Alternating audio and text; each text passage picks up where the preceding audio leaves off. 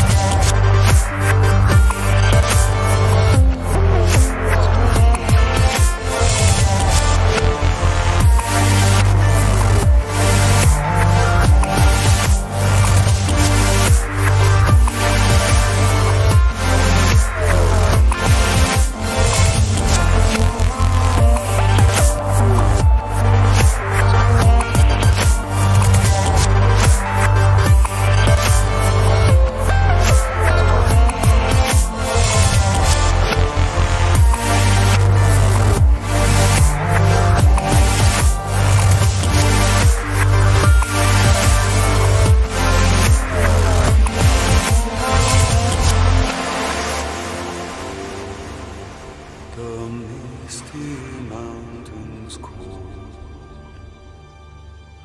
to dungeons deep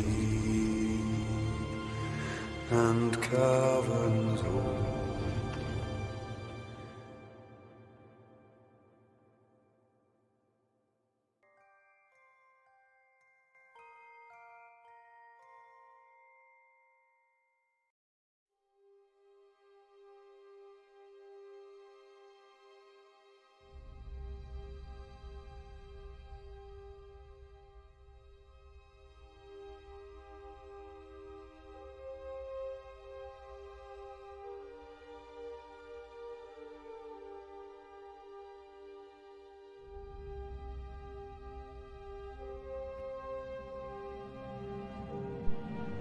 Hello everybody, welcome to, well, I'm just calling it the Doge cancer stream or the Doge chemo stream. I don't know what to call it. I think that might be what I'm gonna do in terms of videos that aren't my art streams. So on the camera, how are you guys doing? I got my coffee, and today I want to go through this GenCon video with Anita Sarkeesian. It's something that I guess it wouldn't normally qualify for like a Honey Badger Radio video because it could be long-winded and not everyone would want to respond to it or be able to. So I decided I would do it. And I want to. So I also want to go through Big Joel's video a bit more in depth. So I'm putting on my reading glasses just in case I need to. It helps me focus, so Looking smart, mate. Thank you. So let's have a listen to this video. I'm gonna apply a filter to it because despite the fact that I'm not that concerned with copyright strikes bullshit, I think I want to avoid it if possible. So I'm afraid that it's gonna look a little bit weird, but what are you gonna do? All right. So this is not this is not what we're supposed to look like. Okay. So you have no idea this existed. Well, now you do. All right. A little bit of setup. So in 2018, GenCon was coming up, and then on their website page. So GenCon is a gaming convention. I think it's the biggest one in the country. And I also think it's the oldest or the longest running convention because it goes back to like the 70s. I could be wrong though. I didn't like really look it up. Historically, GenCon has always been in August and it's taken place in Milwaukee, Wisconsin. But about 10 years ago, I think they moved it from Milwaukee to Indianapolis, Indiana. That's southern Indiana. And it's also broadened in terms of its focus. So in the old days, GenCon was just like Dungeons and Dragons and other tabletop gaming and some miniatures. You know, like Warhammer Fantasy, Warhammer 40K, that kind of thing. And since then, it's broadened a great deal. Now it includes video games. They have BattleTech pods. They do. They have authors. They have artist alleys. They still do tabletop, they still do miniatures, but they broadened a lot of that. And card games has been huge because card games and board games have blown up recently, so they've been a bigger part of GenCon. So it's changed. It has changed a lot. And it is also, like I was saying, it's also broadened its, it's broadened its reach. So, you know, there is, as a consequence of that, there are more women than ever before. Mainly just more women. I mean, like, there's some racial diversity that's been added to the mix too. If it's a side effect of the market, though, I mean, I don't really care. Like, that's great, fine. You know, there's more people buying stuff. That's cool. But this is not what Anita wants to talk about, I don't think. So we're gonna get into the video, but I wanted to tell you a little bit about GenCon. Is basically the tabletop gaming mecca. Okay.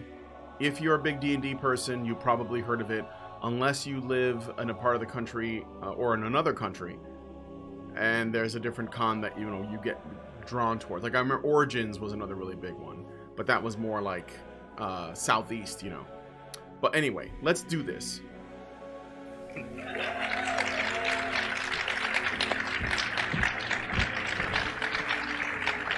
Let me know if the sound on this isn't so good. Because I'm gonna lower this background music that I have. I don't want it to interrupt anything. And also, I have my microphone on, so it might pick up some of the sound. So if it does, let me know. She is the founder of Feminist Frequency, a website that hosts videos and commentary analyzing portrayals of women in popular culture. Rolling Stone called her pop culture's most valuable critic. Time magazine chose her for the Time 100 of 2015, Time's annual list of the 100 most influential people in the world. Also in 2015, Cosmopolitan chose her as one of the 50 most fascinating people on the internet. Wow, all this happened in 2015. I wonder what was going on in 2015 that made Anita so relevant all of a sudden. I can't put my finger on it. But you know what? I want to say this, though.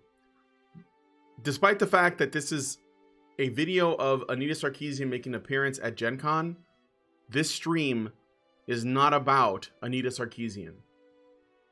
This stream is not about Anita Sarkeesian. This stream is about the ideology creeping into GenCon and the gaming culture. That's important. Best of all, she is also GenCon's guest of honor. That's right. Anita was the guest of honor at GenCon. Anita brings nothing to gaming She brings nothing but division and confusion and mistrust. And she has nothing but criticisms for gaming culture, and in particular, the people in gaming, in particular, again, men. Please join me in welcoming Anita Sarkeesian. Hello. Oh my God, so excited.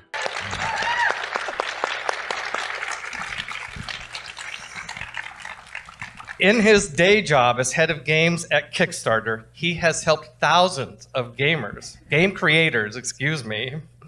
Hopefully they're gamers too. Game creators bring their work to life.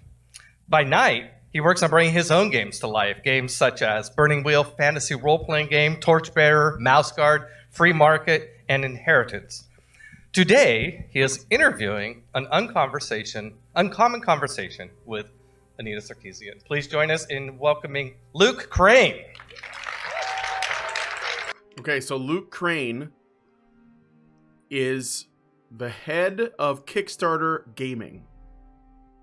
And he is interviewing Anita. So I guess in Kickstarter there are subgroups or subcategories of various Kickstarted projects. And he is the guy who heads up the gaming subcategory. Okay?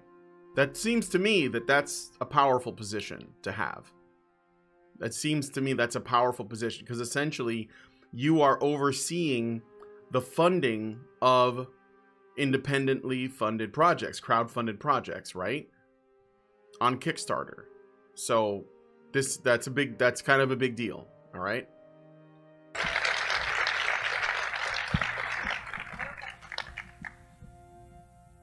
Is it time for us now? Thank you, Peter. Wow, thanks for that. Yeah. That's quite the introduction. Thank you.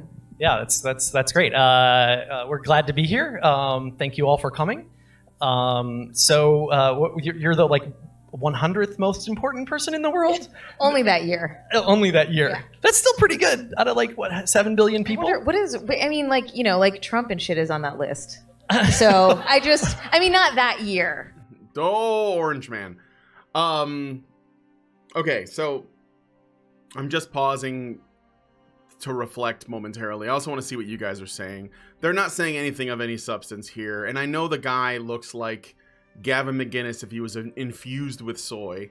Like if he needed a soy infusion, that's what would happen. Like the alternate timeline, spineless version. But I'm not here to attack people. I'm not. I swear I'm not. That's not important. That's not what I'm trying to do. So, out of curiosity, what color are her shoes? They're yellow. I believe they're yellow. They've, gone downhill since I was on it, but it's not necessarily like good people. Although I'd say I was on one of the. Wow, where did I go with that? I'm just gonna. This is an uncommon conversation. This is uncommon, right? I slowly realized that I needed to reel that in. Yeah, I don't know. I was gonna let you run. Yeah. So thank you for being here. I know you haven't. This is gonna have a lot of uhs and ums in it, so I apologize for that. Now it's bad enough that I do it a lot, like I just did. But yeah, there's gonna be a lot of that in this. This is like a really awkward conversation. Maybe been to GenCon before. I haven't. This is my first time. So we've been friends for a few years now, and so they're friends, and they've been friends for a few years. Important. Remember, this guy is the head of Kickstarter Gaming, and he's friends with Anita. Okay? And they've been friends for years. That's important. When I had this opportunity, I thought, who would I want to introduce to GenCon? And you're the first person that came to mind. Aw, yeah, that's so sweet. It's a unique place. Oh my God. And I Disgusting. just started playing D&D for the first time, and I love board games, and it's just not. I've never been D&D in now, the guys. You of that, so it's know what cool that to means. be here and see what's going on. Yeah. So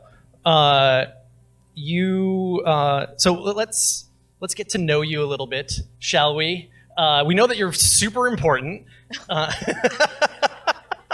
And that you currently run Feminist Frequency, and you produce a series of videos and podcasts through Feminist Frequency, offering media literacy and criticism. But how, like, did you study for that? Did you, was that a plan? Did you say, when I grow up, I want to... Wouldn't that be cool? If you're like, when I grow up, I want to be a media critic. I guess people could do that now. That didn't really exist when I was a kid. It was like, you know, I'm the child of immigrants, so it was like, be a doctor or a lawyer. That was really your only options, and I did not do either of those things. Problems with her Still parents. hope for you. Yeah, my parents are still hoping I'm gonna live that dream. Does your mom call you and say, like, when are you gonna go back to school? Now they're really hung up on babies. I think they've given up on that. Now they just want babies. Babies. Yeah, let's not go there. Okay. Yeah, let's just not do that. Yeah, moving on. So. Yeah, so By the way, guys, please hit that like button for me. I think that this is the first time this video has been shown out on this sort of end of reality. It's existed. This video is currently on the GenCon YouTube channel, which only has about 1,000 subs, and there are no comments. I don't know why. I'm assuming that they're removing comments, because if you look at the like-dislike ratio here, it's not good. It's not good. So give me a like if you could, and also if you want to like comment, feel free to send super chats. I would suggest using it through Streamlabs, but you could just use Google. That's fine. This is just us looking at this video. So, and also, you know, share it out. Let people know that we're streaming this, and it's sort of a premiere in a way. I mean, it was on GenCon, but you know, no one's gonna see it. So yeah, it looks like she doesn't want to have kids. So yeah, I mean, that's cool. It's your body, your choice. I'm not gonna get in the way. I've been thinking about, like, where did this come from? Because, you know, I have the origin story of how I started Feminist Frequency. I was, you know, fed up with graduate school. I thought that feminism and feminist theory was really alienating. Yeah, and if it's for everybody, and if feminists want to transform the world, why is it trapped in these academic spaces, and also in like activist spaces that can be a little alienating in their culture and their in those kinds of communities as well? And so that's why Feminist Frequency started. I was like, yo, how do we talk to people on a massive scale? How do we, you know, get this out there? And I started making videos on YouTube back when that was like just starting up. I started using pop culture because that was a way that you could talk to people that you don't really have any other connection with. And it worked. Like, it was just weird. Like, it worked. I had a lot of people who were like, don't name your thing. Don't put feminist in the title. She said, "Don't." Put which is funny because I don't think anyone would say that today because feminism has changed and the perception of feminism and what it means. But back then, everyone was like, "No one's going to watch your videos because it says feminist." And I was like, "Well, I'm going to show you, aren't I?" Yeah. But all of that you is certainly did. Yeah, I kind of did, right? It's true. But all of that is to say that, like, okay, but why even then? How did I become political? Where did all of that come from?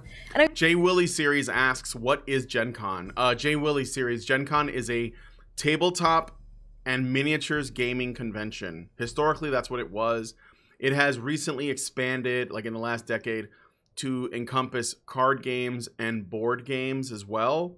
And when I say board games, I don't mean Scrabble and Trouble and Sorry and fucking, you know, Parcheesi. I mean, like, you know, Twilight Imperium, board games like I'm a big fan of Zombies.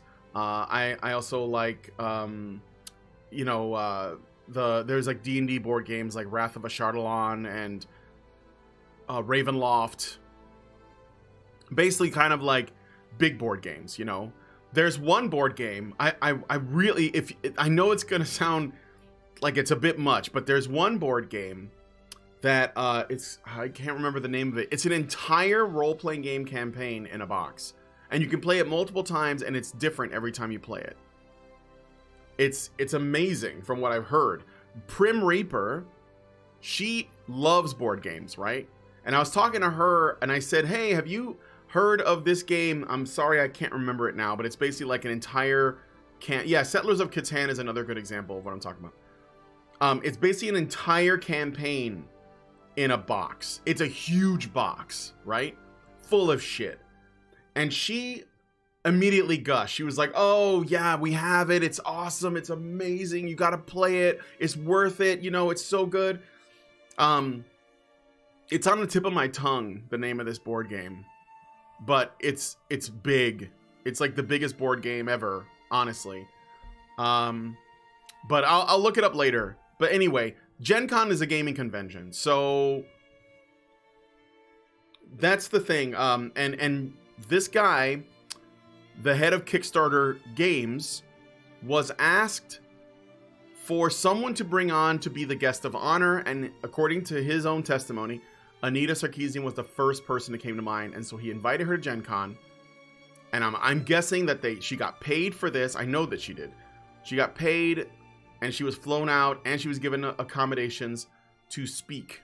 And so that's what she's doing. And I guess she's tried D&D. She's been playing some D&D now. And she's never been to Gen Con before. And this is her first time going and she's checking it out. It's not called Descent. It's got another name. You know what? I'm gonna find out right now. Hold on, guys. Hold on. I'm sorry. Biggest board game. It's like an RPG. I'm gonna find it. Fuck it. We'll go to Gloomhaven. It's called Gloomhaven. That's what it's called. Gloomhaven. Look it up. Okay, so anyway, we're going to move on with the video, but that's what Gen Con is, okay? I was thinking about how when I was a kid, so I mentioned before that I am the child of immigrants, and, you know, they came to Canada, this general region, to have a better life for their children and their families. And So they're but Canadian. they came from Iraq.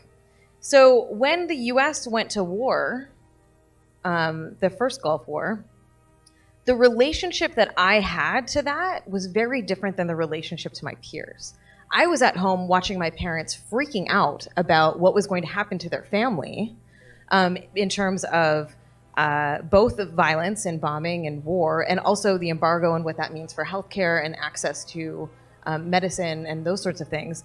And I would watch them watch the news and be like, this isn't true. These stories don't match up with the stories that my parents told me growing up about back The home media and what that lies. meant. And so while my peers were around just being Shocker. like, yeah, go get them, we were like, oh my God, our family. And I think that was a really pivotal moment for me that I didn't That's realize. a kind of a gross misrepresentation of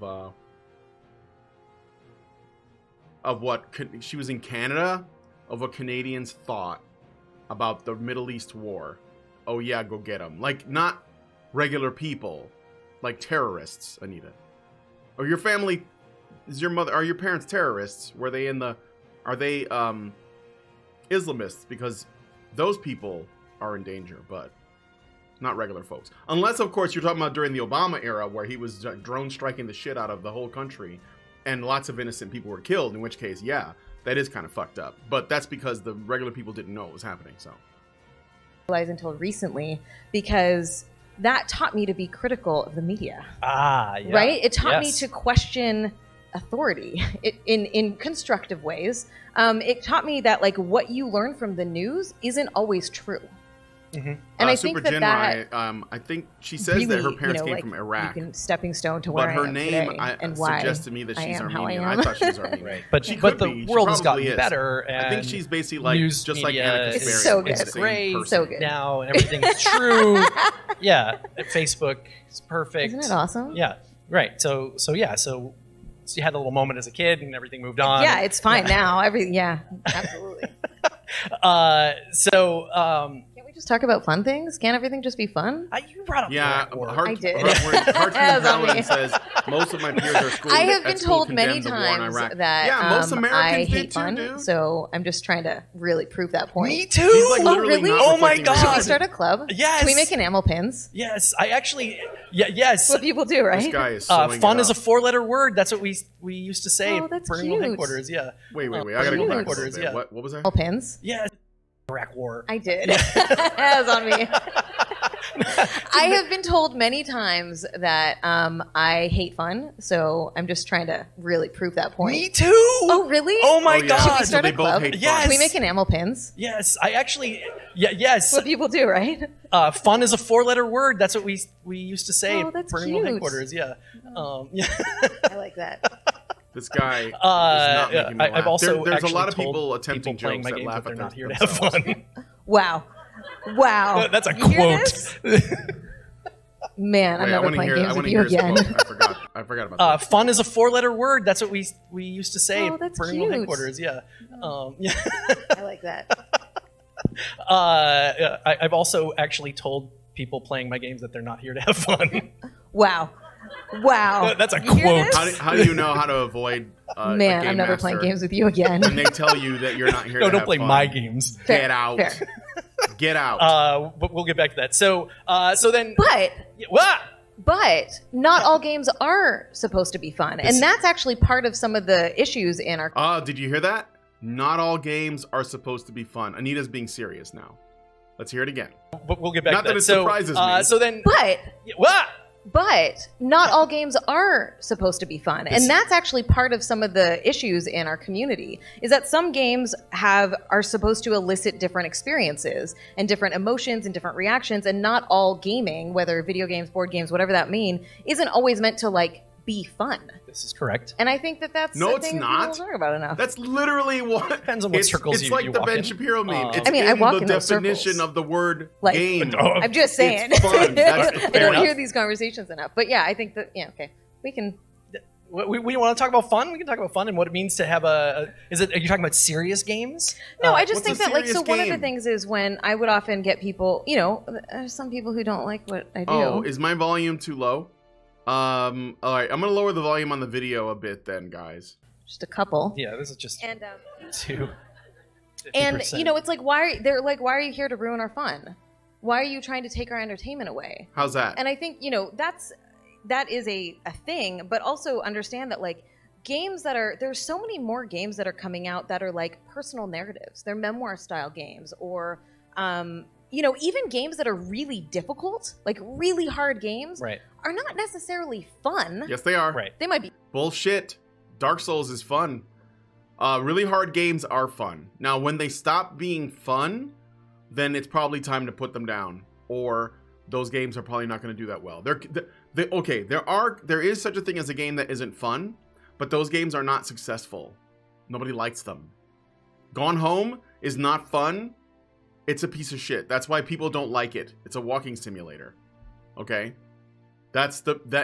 So does it qualify as a game? That's the issue. It's not. It's not a game. It's not fun. There's no feeling of growth. There's no feeling that you're getting better at anything. It's like literally not fun. It's the antithesis of that. Be satisfying, Yeah. but they're not necessarily fun. And I think that our definition of gaming as like narrowly as fun is kind of problematic, in that, like, understanding that we have so many different emotions that can come with engaging in media, and that's really cool. I agree, and I see that, like, fun used as shorthand for a good experience or a satisfying experience from a lot of people. A lot of my peers, a lot of people. Here they in go the games again. world. And The redefining words, what words mean. Oh, I see a lot of people say that fun means this, so, maybe it shouldn't mean that. Like, this is postmodernism creeping into gaming itself. When Anita says games shouldn't have to be fun, they're broadening the definition. They want to affect the definition of games. They want to affect the definition of fun itself, right? This is on purpose. This is like where that, and it's not like like possession or something like supernatural. This is like the natural consequence of following the logic of postmodernism, when it's been so useful to you to redefine words in a way that you benefit from.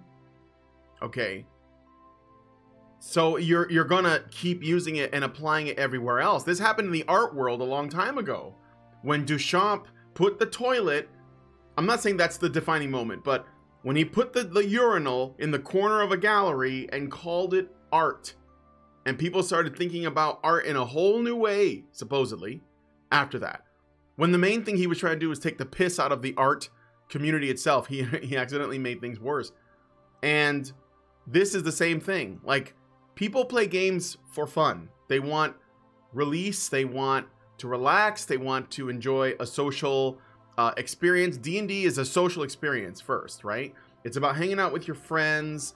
It's about, you know, drinking beers if you have them, and like just, you know, going and having a good time. And as these postmodernists and these activist types, social terrorists, whatever you want to call them, get involved, they want to make it more and more meaningful, because they think the idea of simply getting together with your pals and playing a game is not meaningful enough. Those kinds of things are not meaningful enough. They have to say something bigger. It's what happens when a bunch of people who haven't cleaned their rooms or washed their dicks yet get involved with this kind of stuff. They don't have the courage to face their own issues, and so they want to change the world instead. And I'm sorry, but don't bring that shit here. Like, this is where people go to get away from that. And it's something that I certainly question. And like games can entertain in a variety of ways. They can challenge, they can educate, and they often like the educate. That's important too. Do you remember? I can't remember the name of the, but there was a great video that came out around the time of Gamergate that was showing that all of these social justice game developers and game critics and journalists, they saw the video game community, the video game industry, as an opportunity to educate more than it was an opportunity to entertain and essentially build a market. Why would they do that? Because education is where they have the strongest foothold. And so if they want to put education in other things, then they just have to get the people who make those things on board, and then they force it in there. And don't get me wrong, like, this has already been happening in tabletop for a while. We've done videos about how it's in Vampire, it got into D&D, it was in Pathfinder from day one. I mean, it's all over, right? So this is important that he says that, and I think it's very important to point out education. The best games do kind of all at once. Yeah, those are special. Yeah, yeah. But I've heard that like making. I will say that D&D taught me math. That's the thing that I got the most value out of it. And I'm not ashamed to say that. I think it was, you know, math was tough, and I played D&D, and I got it.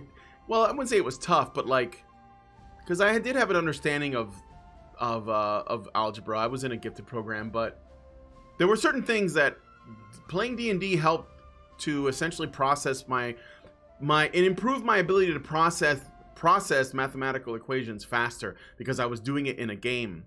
It was very helpful for that. But I didn't learn my fucking, you know, values from it, unless the hero's journey is a value, you know. A good thing is hard, so it's so hard. Yeah. It looks so easy sometimes, doesn't it? Like, some of the stuff that I see that's like it looks this like the smoothest and easiest is just took so much. It's just, making shit's hard, man. Yeah. I don't know where I'm going with that. I just. Do you want to talk about what you make right now and why it's hard? Oh, I don't know. Do you want me to talk about that? Should we talk about that? Yeah. Which thing? I do too many things. Pick one. So we can start. Let's start with the beginning. Let's start with the videos then. So those are real easy to make. Yeah, like so you just easy. like get on camera and just riff.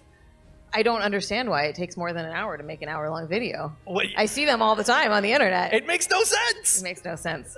Yeah, I think, you know, like doing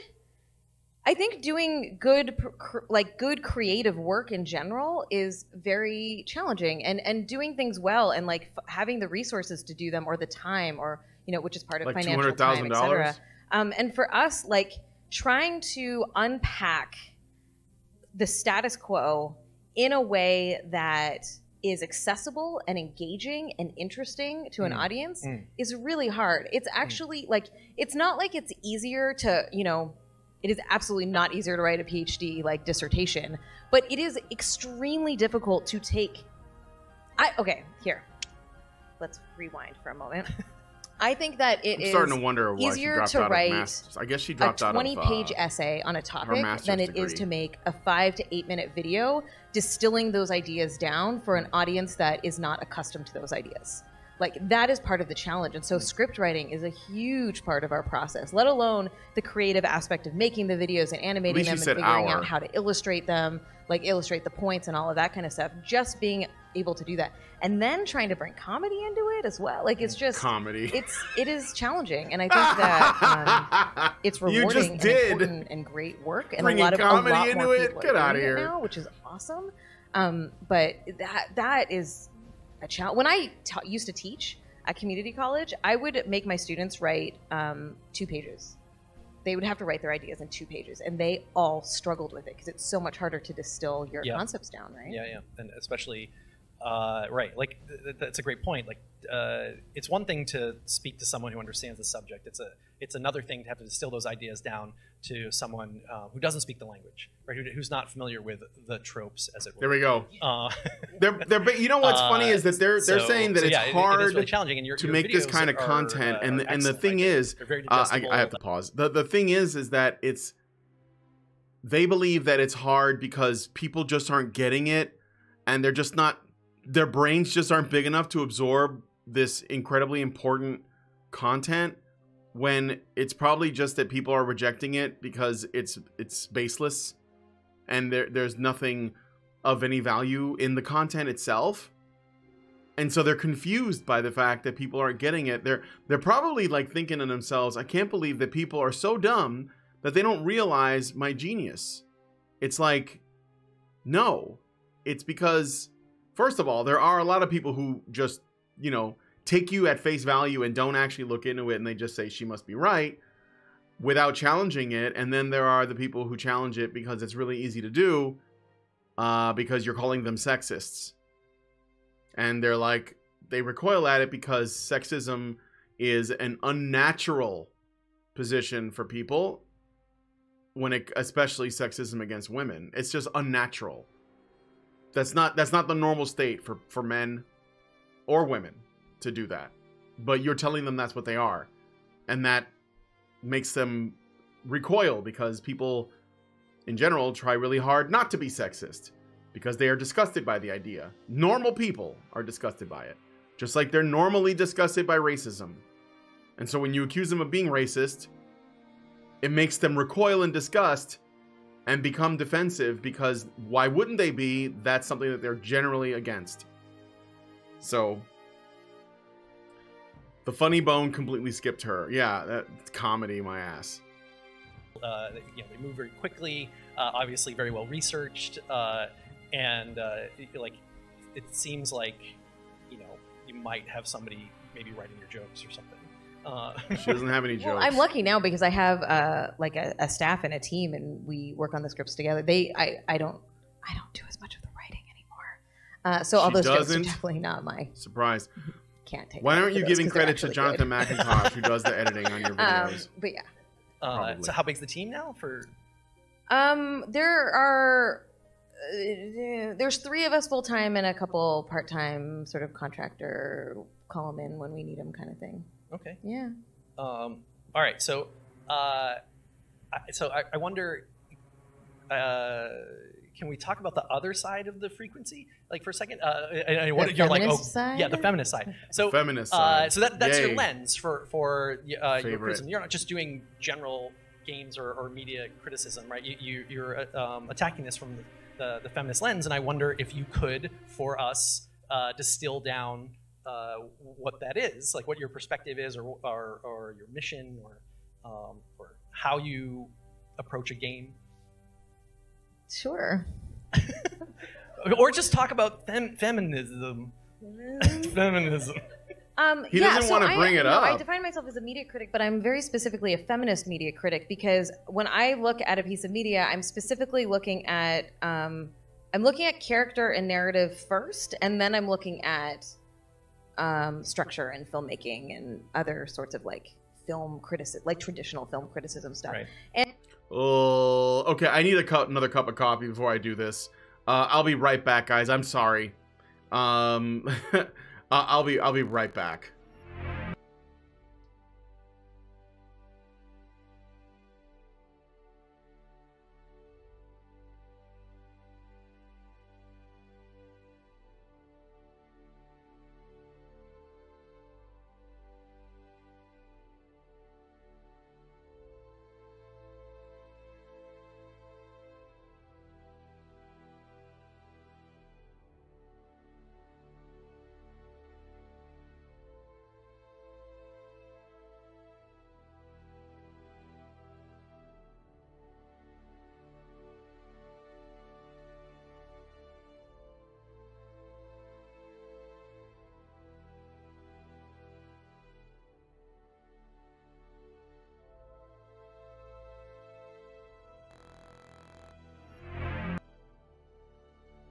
Okay, I'm back. Sorry about that. It's just I think I'm gonna need another drink, so here we go. And that all comes from having a background in feminist film theory and different kinds of media criticism. So, you know, I can look at a piece of media and say, why aren't there any people of color? Where are the women? What are the women doing? Oh, do the women seem empowered, but they're not, and try to explain why they're not? And I think what becomes more interesting is she sounds we're, insufferable. as a culturally becoming a little more literate. I couldn't watch a movie with anybody like that. That's just gonna keep stopping it and saying, where are the women? Where are the people of color? Why are the women actually not empowered? I'm oh God, it's insufferable. No thanks. In this arena, so we'll see more people acknowledge that the lack of people of color, the lack of women in a piece of media. And so now it's about fine tuning that and like going to the like 201 level, right? Where it's like, okay, well, there might be gender parity, but what are the women doing? Right. What roles do they have? Are they reinforcing what are they reinforcing? And look, here's the thing too, is that this has always been about, like, I'm a total geek. I love, not that I need to prove that, but like I'm, sometimes it feels like we do. Stop it. Okay. All right. So I pop culture has always been something I gravitated towards and liked, so it was a natural fit for me to go there. But really, at the end of the day, Feminist Frequency is not about games. It's not about pop culture. Right. It's about the fact that the media can transform, can help us transform the world, right? And so the media is oh my God, I've said this 5,000 times. Does this surprise anyone today with Dice Credit and Feminist, which is great. That she's not about gaming. The media is. She's not about film. She's not about television. She's the not media about is one of our socializing factors, and it things. can work to help us see who we are. It can reflect back to us who we are. It can help us understand other people better. It shapes our world, and we can see that there's a number of ways that you see the media actually having an impact on how we understand the world and how we understand each other. And so, what is the media doing? And so that's what Feminist Frequency is all about. It's transforming and changing the media so that we have a better world, and that the media holds the values that we want to see. That's there it is. It's and of course she believes this mistaken idea that media changes the world, but it is something that the media itself believes. They think it's true as well, and that's why they destroy everything, just as Anita does, because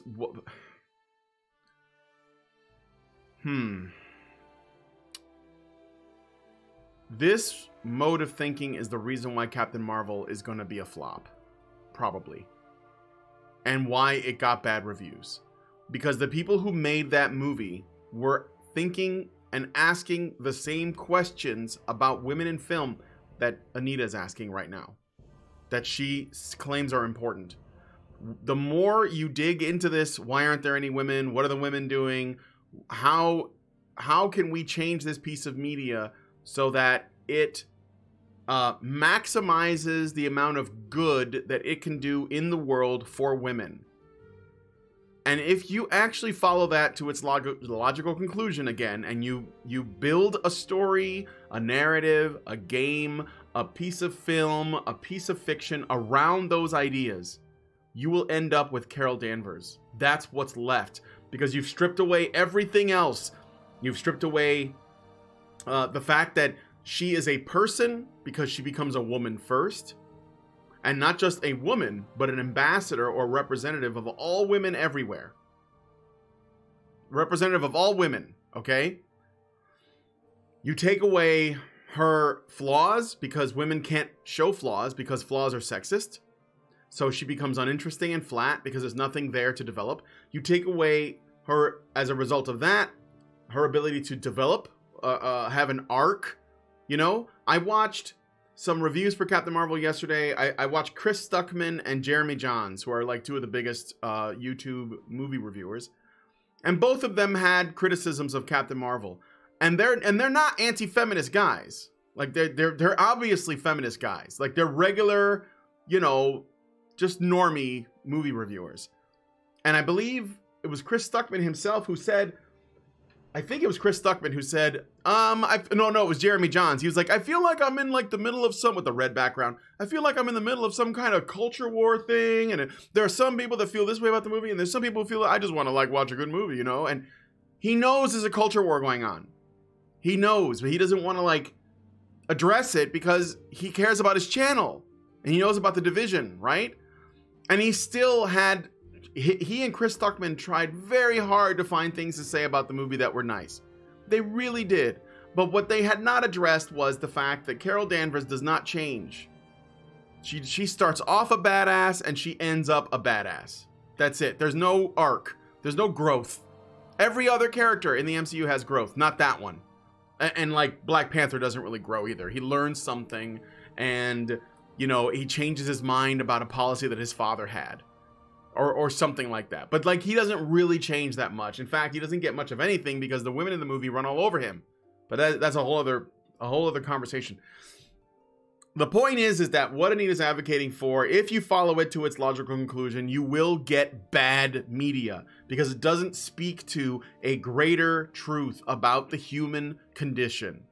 Good film, good games, good media that's trying to tell a story, the best ones work because they tell us a wise truth about ourselves as people.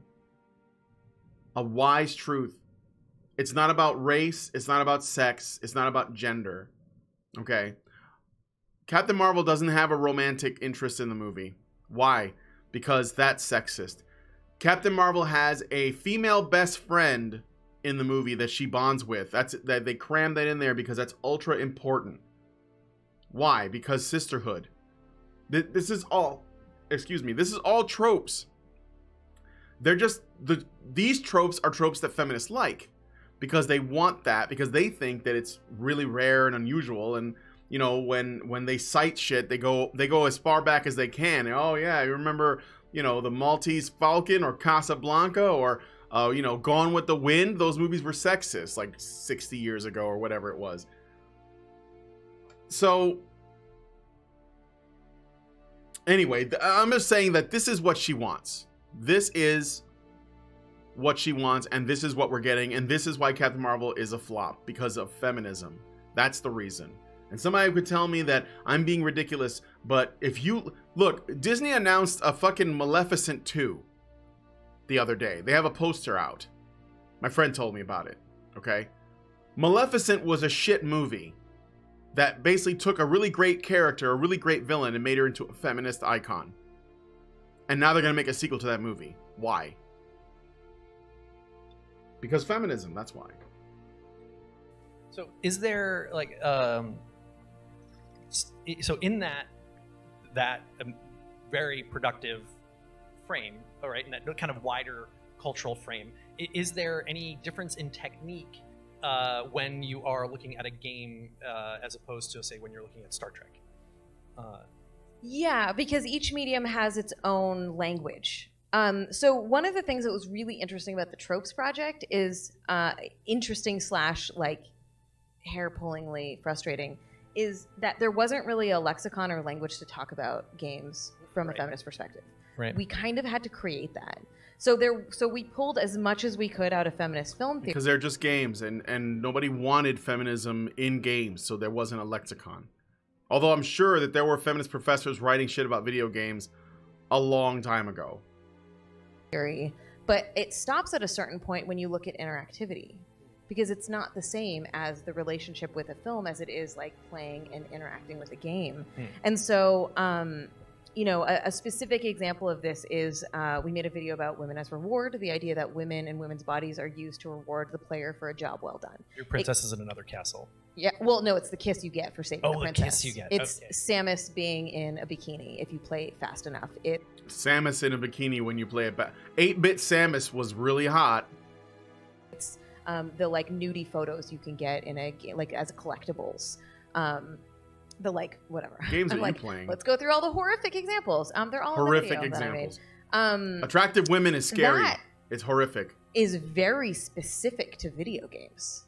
That is not a thing you get in the media. I mean, sorry, duh. That's not a thing you get in TV shows and movies because it's not. You're not being encouraged to do a thing to get a thing.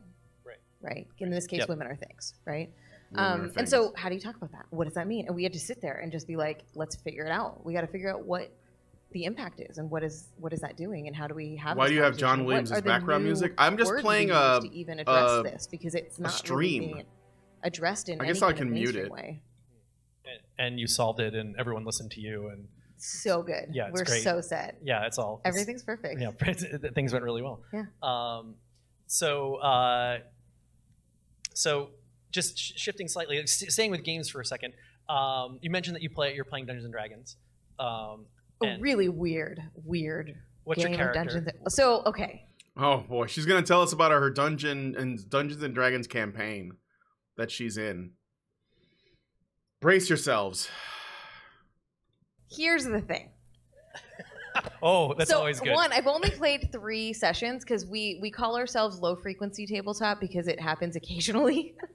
And so I don't know what normal is for Dungeons and Dragons. Just so like, I assume people play in some semi-regular intervals and they have the same people all the time. We have like whoever's in town.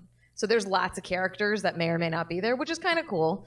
So I am a druid, but in my world, my DM is amazing, and he created a completely like sci-fi. She's complimenting her DM as saying that he's amazing, and that he created a science fiction future world. So my future druid, world. instead So of it's not even D&D. He made a science fiction world to play D&D in, and I know there are people who are going to say that it already exists. Like there are sort of space D&D games out there, but this guy created one. So talking to animals, for example, talks to technology. she's a druid, by the way. She's a goddamn tree hugger in D&D. But she doesn't talk to animals because it's in science fiction space. She talks to computers or machines. I don't even know how that works. I'm not really sure. And so there's been a lot of shit. What does this spell actually do in this world? Like we just kind of have to like riff on it as we're going Some to interpretation. to figure out what the. They had to make shit up. I don't know what things are. What are things? Spells. There's candids. Cantrips. Thank you. I don't know Yeah. what. Cantrips. She doesn't know what a cantrip is. Don't know what the fuck that is. Yeah. But what's Plays D&D hilarious guys. is really that showing your nerd cred She's a here. big nerd. I have no nerd cred when it comes to D&D at all. It's really fun, but it took me a long time to realize that 1 minute in game is like 5 days. Like, why aren't things happening faster? I don't understand. And then I am really interested in world building, so I often derail us with a lot of questions about people's psychology and why they're doing what they're doing. Wait, the players or the Everyone. NPCs? Yeah. All of it. Yeah. All of it. How's your dungeon master feel about that? He loves me. Loves you. I think that there's more combat in the games that I'm not in because I don't. That's the thing is like I think I would like role-playing games more that weren't heavy in combat, and I'm told they exist, and maybe I can check some out while I'm here. But so Yes. I feel like when I'm not playing with them, they do just more murder combat. shit. Yeah. They're just like, God. So she misses games, right? And when she's not there, then everyone does the fighting and the combat and stuff, because apparently she's a killjoy. Who would have thought it? Like, why are you running a game for this woman? Either everyone, if you don't want to do any of the icky fighting stuff, then form a group of people that like logic their way out of every problem and make a game out of that. Good luck, by the way. And then like with the people that want to like actually play the game and have fun, then you put those people in their own group. You can't mix these things. Combat, and I'm told they exist, and maybe I can check some out while I'm here. But Yes. so I feel like when I'm not playing with them, they do just more murder combat shit. stuff. Yeah. They're just like, God, thank God the druid's not here. Yeah. What the fuck does a druid do with the internet anyway? Exactly. And they like murder the internet. Yeah, they just slaughter the whole town, and then I come back and I'm like, what happened? And then I bring them all back. No, I don't. Yeah, not yet. Someday you'll bring them all back as like they'll be like light poles or cyborg. something. Yeah. Yeah. It's good. It's fun though. I really enjoy it, and I was like, I get how video games sort of evolved out of this, and I get why people are going back to this in some ways. Like It never left. What are you talking about? People going back to this. Tabletop gaming has only evolved on its own, separate from video games. I mean, yeah, there's a lot of video games that came out of tabletop, for sure. But they didn't, it's not like tabletop died and then made a comeback. Like, it was always there. Wow. Okay. I'm going to see what you guys are saying for a second. So, as soon as you fuck off, they play the game and have fun. Yeah. He wants to fuck you. Yeah, I am pretty sure he does. I'm pretty sure. Stay the fuck away from 40K, fucking feminids. Anita needs the Sims RPG. You know that there is a series of games developed by a woman whose name I can't remember. I want to say it might have been Margaret Weiss, but I'm not sure. And they are games that are based on Joss Whedon TV shows. Not kidding. There's a Firefly role-playing game. There's an RPG based on Buffy the Vampire Slayer. It's made by the same person, the same company. And they also made a Marvel game using the same system. And those games are very narrative based. They're less tactical, and they have combat where there's systems for doing damage, I put in quotes, that is physical, but there's also damage that is emotional damage, and there's mental damage. And so like if you're able, you can, let's say you can't beat someone physically, you can defeat them emotionally. And it was I swear to God, I saw it and I was like, this is a game for women. This is a game for girls. I played the Marvel one, and I remember one of the things that was fascinating about it was I had to play as Mary Jane Watson. So there was only one so we were playing a Spider-Man game, and only one person at the table was actually Spider-Man, and everyone else was friends of Spider-Man. Like, so one guy was playing Flash, one person was playing Aunt May, and I was playing Mary Jane, and I think there was somebody playing J. Jonah Jameson or something.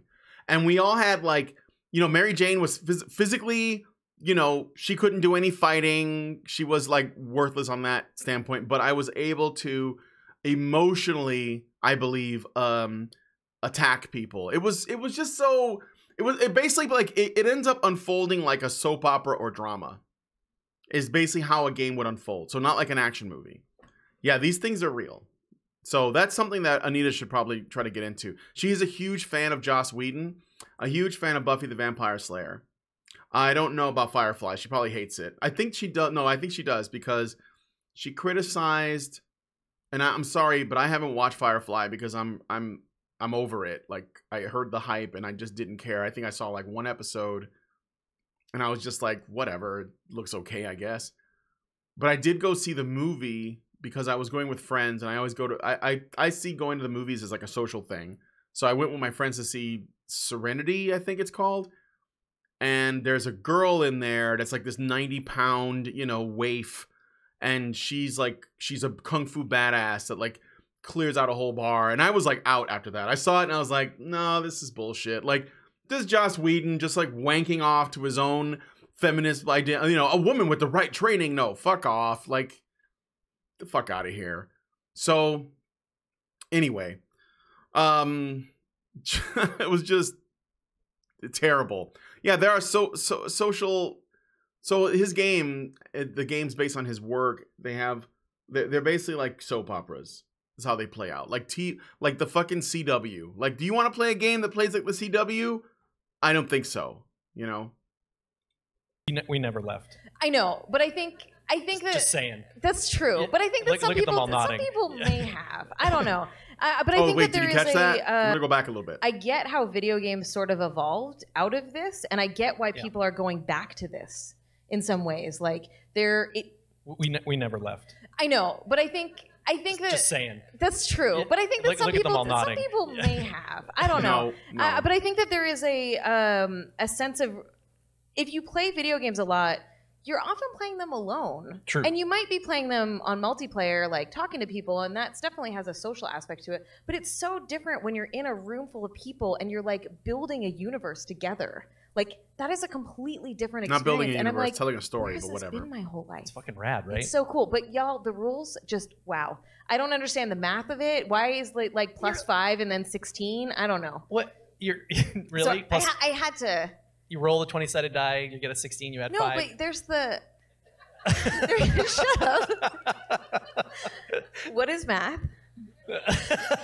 Whatever. Anyways, I'm fascinated by it, and I think that it's such a cool experience that I'm glad I have with a really supportive. Admittedly, she can be charming when around people who agree with her. That's one thing I will give her credit for. That's why I'm not making this about her, by the way, or trying not to. For people who are okay with the fact that I don't know what I'm doing and I ask a lot of questions. That's Right, yeah. So, that's how gaming is, though. It's welcoming. We played a game You might together say it's not No, we did. sexist. long ago, 6 months ago or so, I think, right? It seems like it was a It lifetime seems ago. like it was so long Yeah. ago. We played a LARP. What's a LARP, Luke? Yeah, a live action role-playing game together. I Oh, was- this guy's a fucking LARPer. So they played D&D. They played games before together. Now, I think this guy is her DM. I think so, because I think it comes up later in the video. So if this guy is actually her DM, why hasn't she framed it that way? I'll wait until it comes out, but yeah. I was Fucking LARPers. terrified. You were really grumpy. Okay. I showed up at this thing. My flight was delayed, flying across the country. It's 11 p.m. and I get a text from our mutual friend saying, "We're gonna play Luke's LARP in 30 minutes." And I was like, I don't act. I don't know how to do this. And he's like, "Just show up." And I was like, oh my God. So I come in and I asked 5,000 questions. And I'm like, I can't do this. It was awesome. It was so good. It didn't take too long, I think, for everyone to like settle into it. Anyways, do you want to tell them what it is? It's a Viking funeral LARP. Of course. So Danish families coming together at the death of the patriarch, and they're trying to The death of claim patriarchy? Death of a patriarch. damn. Excuse me. Yes, death of the patriarchy. Yes, of course. Can we No make, wonder you can we liked make that it. game? Yeah. Can we make Yes, that we game? Yeah, let's do that. Please make that Soon game. on Kickstarter, Death of Patriarchy. Be the games you want to see. Yeah. The death of patriarchy, and you're trying to claim your inheritance. And I believe within an hour of starting the game, maybe an hour 15, you were trying to murder somebody. Yeah. Because why did I want to murder him? I think because he killed my lover. Yeah, he killed. Or my wannabe lover. Yeah. I was real lusting for this dude. You're heartbroken. Yeah. In the past, that character But going into the story had now, been in why? love with this I don't know. this older man. We're learning who this had been whole murdered thing. by I his don't know brother. And you decided that and night. he wanted to marry me. He did. And I tried to kill him, so he killed me. What the hell happened? It got pretty messy. That's did, not but how it was it's supposed a to go thing, down. too, I was supposed to where- kill him. And this is like D&D, where it's like you got to learn the rules and the parameters, and if you don't know what they are, it feels really scary and intimidating. So it's like, can I do this? Can I like? There's a lot of wait. Can I do this? Can I not do this? And like having a DM or having someone who can control the environment who can give you enough information to make you feel confident and like let you express certain things and just roll with it, I think is really valuable for new folks coming into these spaces, because it can be really intimidating. Yeah. And I think you did a really good job of that, because there were a few of us that had never done a LARP before in that group, I think. Yeah, that game's pretty good for new folks walking in the situation. It kind of guides you in, tricks you into being a Viking, talking like a Viking. But I didn't push you to do that. I didn't encourage you. I didn't prime you for it. You undertook that action, that course of action. I went, can I try to murder him? And I think you went, yes. But I enjoyed that very quick transformation that went from I can't do this. I'm just sorry, I hungry and can't grumpy. do LARPs, really, man. Can I not do LARPs are boring as fuck, man. this? Can I not play this game? And everyone was like, no, you can play this game. And then an hour later, you're like, I sneak into the barn and I pull out my knife and I slit his throat. And that never happened. Did I try to slit his throat? I think I tried to stab him in the heart. no, you're right. I'm just saying, there's subtle differences there. That's true. You try to stab in the heart. Much more poetic. It is more poetic. Yeah. And a little less gruesome. What? A little less gruesome. You're trying to kill a dude. Like, You created the system that encouraged it. Oh, so it's his moving fault. on. This guy he touched himself that night. Do you want to outside of the tabletop games? This is so cringe, Is there an guys. outside of tabletop? I'm sorry. There is a. I heard. Not this weekend. So you just started playing D&D. Yeah. You played your first LARP.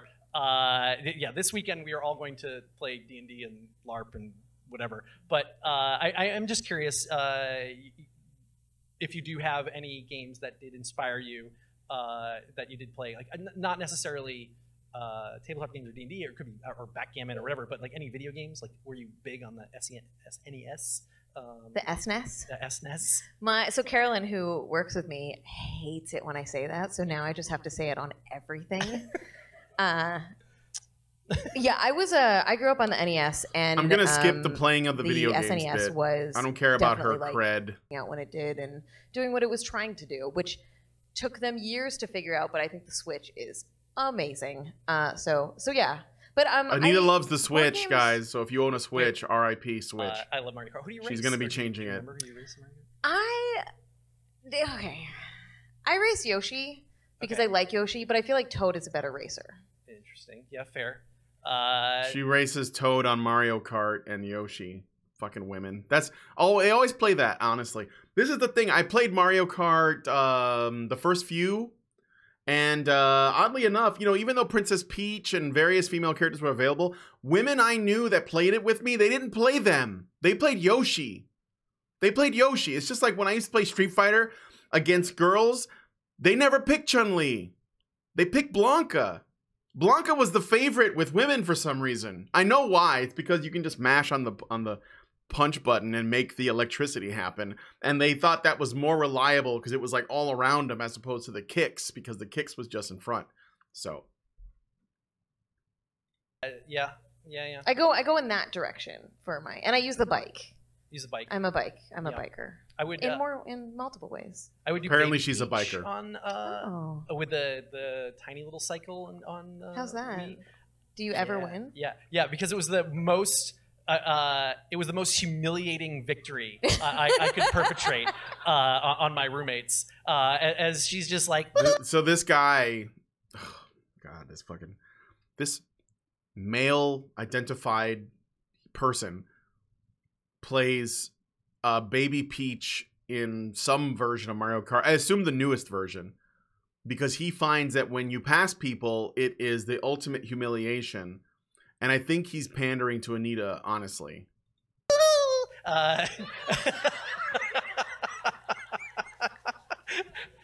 And right, and my roommate. Conspiracy says Yoshi is progressive. Yoshi has a trans girlfriend.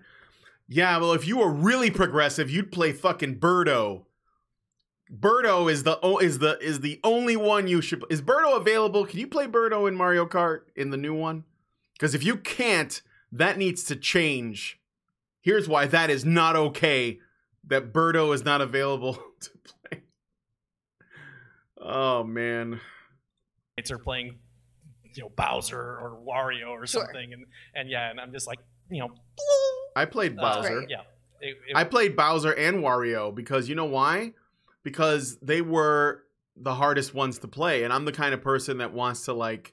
I think they were the hardest ones to play because they had like a high maximum speed but a slow acceleration, and they were bigger, so they gave them the ability to push people around. But it was mainly I like the challenge, and I'm the kind of person that picks characters. I no longer like you, Brian. How long is this cancer? Play that noise again. I could just do it myself. But I when I play games that let you pick characters, I only select characters based on whether or not I like them aesthetically. And after that, if I like the design, I will play the character. And if it turns out the character is hard to play, then I just learn to get better at them. I just keep trying. And I know that, especially with like Smash Brothers and Mario Kart, people pick characters out of efficiency. Like they were like, okay, which is the best one? So characters like Yoshi that have, and I remember this from the old ones. I don't know about nowadays, but I remember this from the old ones. Characters like Yoshi and Toad, they had a very fast acceleration, but they had a low top speed. But what that meant was that if you fucked up on the track, it was a lot more forgiving because, you know, you could get back up to full speed really fast. So characters like that were, I think they were mostly for noobs. And then characters like Mario and Luigi who were kind of middle of the road, and Peach, you know, those characters were for intermediates. And then like, I think if you wanted to try to play the characters that had the highest possible maximum speed, however, had the lowest acceleration and maybe like the, you know, I wouldn't say the poorest handling, but like kind of middle of the road handling, those were the advanced in my opinion. So, okay, but anyway, I'm going off track. Birdo x Yoshi. Ugh. It worked really well. We're still friends. Are you sure? Yeah. So I wanted to come back to tabletop games, and All right, here we go. and so now you're here. You're at GenCon. I assume you're not here for like Colts opening day or anything like that. I learned that the Colts are a football team when I drove in and saw the stadium. Awesome. Yeah, it was pretty cool. It was we would just sit back and I'm watch. just jumping ahead. Anyway, We so get past the Colts tabletop jokes. games. They're not jokes, but So I'm curious, right? So from your kind of professional, educated eye, is it possible to apply a critical lens similar to the one you applied to video games to tabletop games? Yeah. Why not? You can apply it to anything. Help me, Sensei. Yeah. So for Dungeons and Dragons, for example, like since you're playing it, like Sure. So I was in my friend's office, and he has a bunch of like older Dungeons and Dragons manuals, and I started looking at them, and I was like, "What the fuck? This shit is so sexist." So a friend has a bunch of old D&D books. She went through it and she was like, "What the fuck? This shit is so sexist." Okay. Like I've gotten a lot of messages from folks who are like, please talk about tabletop, or how do we talk about like issues of sexism and racism and other forms of oppression within the tabletop communities, within the games themselves. And I think that it's a very real issue that exists in lots of different communities. This isn't something exclusively to like movies or video games. And I think it's important, like, who are the characters? What are they dressed like? What roles do they play? Like, there's a lot of that I think can be asked. And you know, like when I look at a board game manual, if the manual always refers to the player as he, I just cringe. Oh my god. Okay, so let's unpack some of this stuff. Who are the characters in D&D? Well, what are the players making? It's all up to the players. That's it. It's up to the players. Now, could Anita be criticizing the artwork? Absolutely, because in her mind, all media affects media. So if the D&D book has artwork in it, which of course it does, of fantasy characters doing stuff, if those characters in the artwork in the book don't represent what she thinks it should, then it's obviously a bad influence. Then she says, what if she opens up a rule book and the pronoun that's predominantly throughout the rule book is he, she just cringes. What does that mean? Well, obviously it should be she or they, I guess. But I think that she would prefer she. The funny thing is that in the last couple of editions of D&D, the main pronoun that was used has been she in many games, in fact. And they even established it in the beginning of the books. I remember that years ago, and it didn't bother me. Like, I didn't really care because they were like, we're going to be using, for the purposes of, you know, the remainder of this book, we're going to be using the pronoun she when referring to players or DMs or whatever, just for the sake of simplicity. That is a straight up pander. They're just doing it so people like this don't complain, because it doesn't ultimately matter. Men aren't going to read the, and it didn't impact me at all. I read the book and I saw that it said she for everything. And I thought, okay, well, I guess women need this. And this is before I got red pilled or whatever. It was even then I was like, whatever. I don't care. I know it was in 3rd edition. I know it was in 4th edition. I think it might be in 5th. I have 5th, and I haven't honestly even looked at it. It didn't even occur to me. Pathfinder had that. Mutants and Masterminds had that. It's very common these days. Very common. And yet, surprisingly, still the majority of people who play tabletop games are men. Overwhelming majority, period. It's almost like that doesn't really matter. As far as the artwork goes, well, let's look at some. So here is the red box. This is the original. Well, it's not the original, but come on. The original D&D had really awful art. But this is like when they first started, like, you know, getting decent artists to paint their covers. This is a classic example of a Dungeons and Dragons cover art. This is the box art that was on the red box, is what people call it. And I can turn off the filter, but I won't. You know what? No, I will. I will. Hold on. Let me turn off the filter so you guys can see the colors here. And this is important because this is the kind of impact that Anita wants to have, right? She wants to change these things. So in here, this is a muscular dude. They might say this is a power fantasy. I'm sure they would. But I don't see anything sexual going on here at all. It's just like a fantasy adventure. You see this and you know what the game is about right away. That's what it's supposed to be. Okay. And here we have another piece of artwork. This is from the 2nd edition of D&D. This is the 80s, late 80s. You know, there's a woman. Her clothes are a little bit ripped, but she is clothed and wearing, you know, what would be considered to be practical clothing for, you know, for the setting. Not sexual. I mean, she's attractive, but not sexual. This is 2nd edition artwork from a long time ago. So don't give me this shit, okay? This is artwork for Dragonlance. There was a series of books. I never read them. Larry Elmore did the covers. I remember really liking this artwork at the time. I'm not really crazy about it now. I kind of like, I don't know. But I mean, it's fine. Like it's fine. It's still good for what it is. And again, this woman, I don't think she's sexualized. Anita probably argue against that, but I think that's probably like as bad an offender as can be. And even then, she is wearing armor, and you know, it's like not really much different from what the dude has got on. And then here's another picture from Dragonlance. Again, this woman is fully clothed. So I don't know where she's coming from, right? I mean, there are some instances of women in like chainmail bikinis and slave girls and stuff, but that's really that's actually the outlier. That's actually the outlier. Okay. This one is one by Eastleigh, and I used to know all these guys' names. And I think that the ogre is clearly wearing less than the woman. Or is that a hill giant? That's a hill giant. The hill giant's wearing less than the woman is, but apparently that's not a problem. And even then, the woman is the one in power. She's the one that, you know, she's muscular. She's not like soft or feminine per se. And this is also from the late 80s. Like, you know, this is a more recent one. I think this is a 5th edition artwork, but I'm not positive.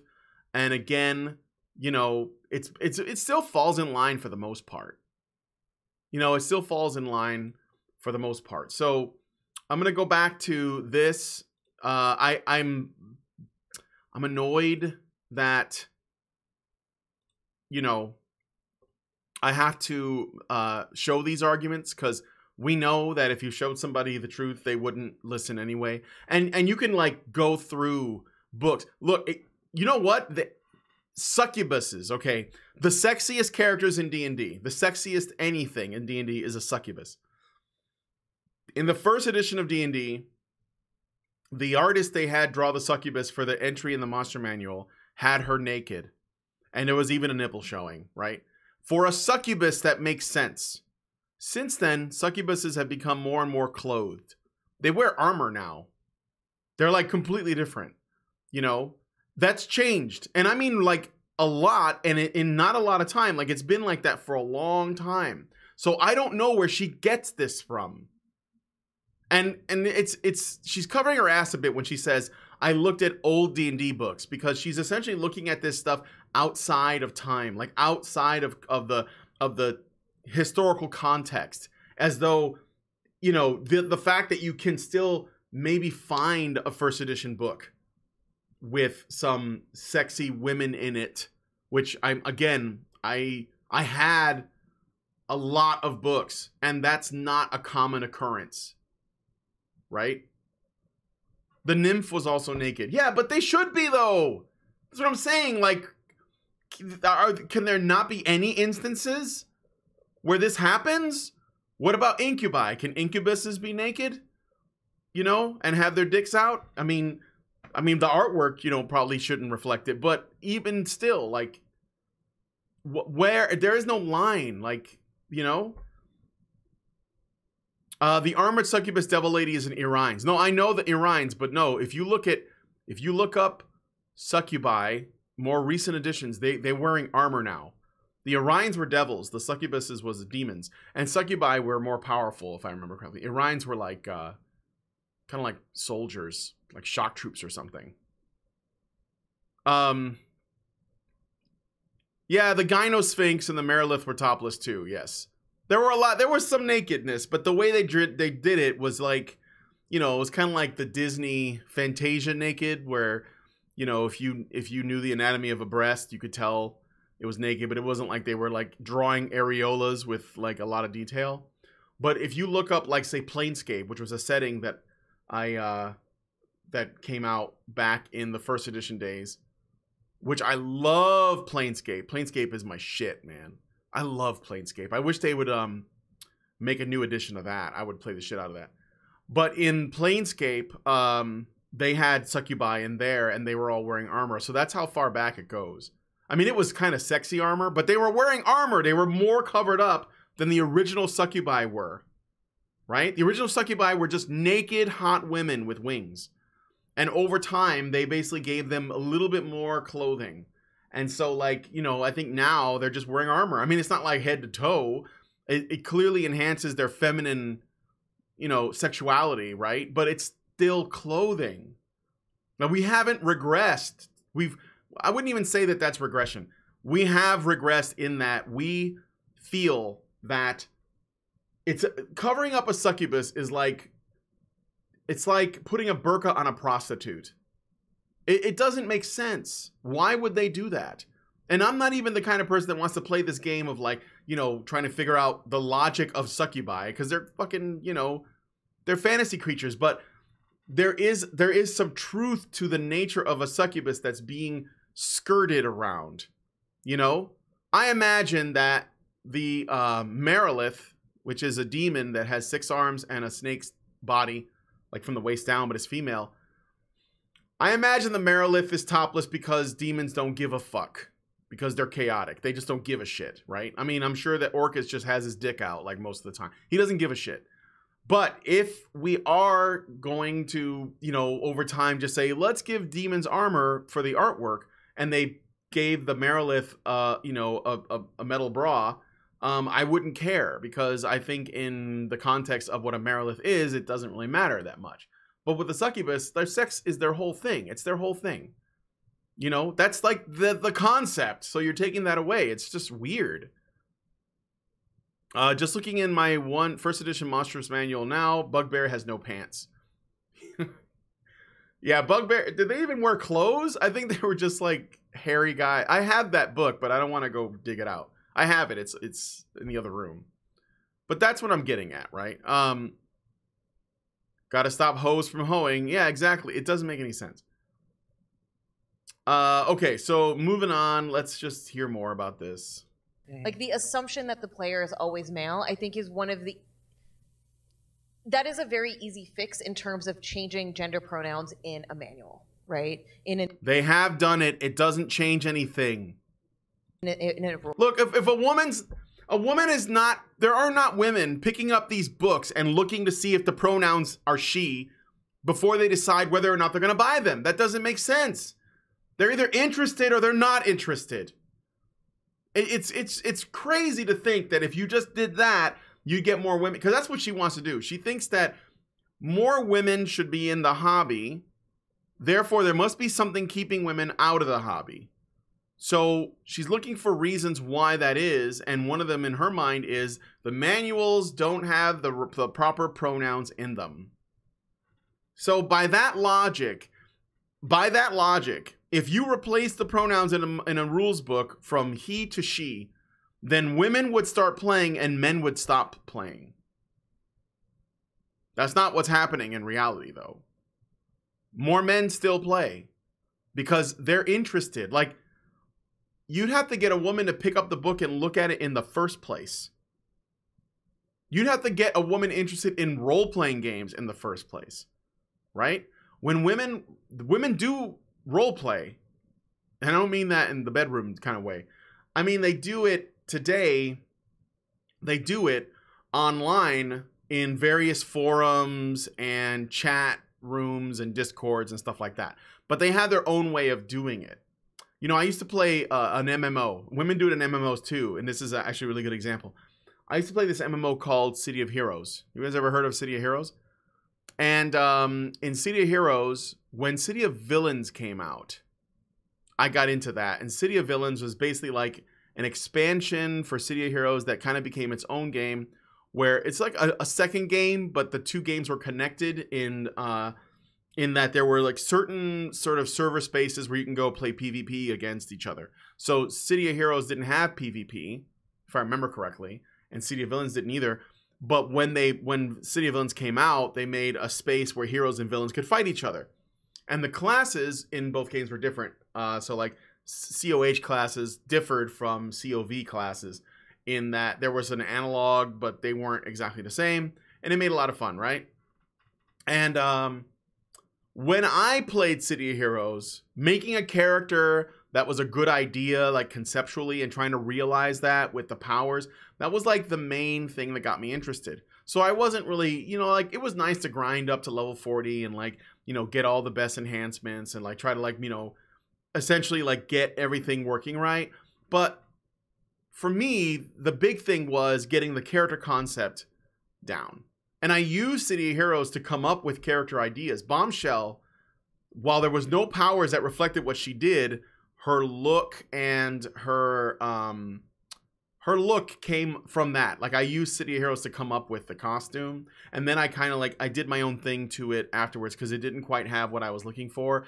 And then I did it again in Champions Online. I got into that, and I still have a Champions Online account, and Bombshell is still in there. But I used it to do that. Like, I used it to kind of come up with the idea, right? And then I would like go and test that idea out to see if I liked it. Anyway, when I played City of Villains, I mainly, like, I played both. I was playing it for the game. Like, I want to do the missions, I want to get the XP, I wanted to test out the character, but I also got into the character design. So I would spend a lot of time in the character customization. I would, you know, come up with, when you get alternate costumes that you could equip, I would like spend a lot of time thinking up, you know, ways to do that in a creative and interesting fashion so that it felt like either a legacy character or something else. But like, for the most part though, when I got on, because I didn't have a lot of time, when I got on City of Heroes, I wanted to play the game. And to me, playing the game was doing the missions and teaming up with my friends, you know, and like doing raids and shit like that. Well, they didn't call them raids, but they were like these long missions. I forget what they call them, that you would do it was like a complete story. But when I was playing City of Villains, I had this character named Hooligan Hyde, and he was like a Mr. Hyde guy, strong and bestial. And I would do this thing with macros with all of my characters, where I'd have them like, when I would use a power, they would like say something, you know, and I would tie that to the power so that it was like being in character. That was the extent to which I role played, but like I did it because I had fun coming up with dialogue for that was in character when I used my abilities while I was playing the game. And I ran into, and so with Hooligan Hyde, I did everything was like Cockney speak. Like I went and like watched, you know, well, I was already a big fan of like kind of Guy Ritchie movies and like these British films that had like these, you know, kind of East UK people, you know what I'm talking about, right? Like Mim Headroom types, like Essex types, right? And I would write out the language, you know, it was like using words like bruv and, you know, that kind of thing. And I ran to a girl while I was on, I'm getting to my point. I ran to a girl player, I think it was a girl player, I'm fairly certain it was, in the server that saw me playing the game and was using those sayings. And she came over and she started role-playing with me because she thought that's what I was doing. And I teamed up with her, like I had her join my group and we did a couple missions, but she was sort of like trying to stay in character a lot, and she was playing the game, but she wasn't really playing the game, right? At least not in the way that I do.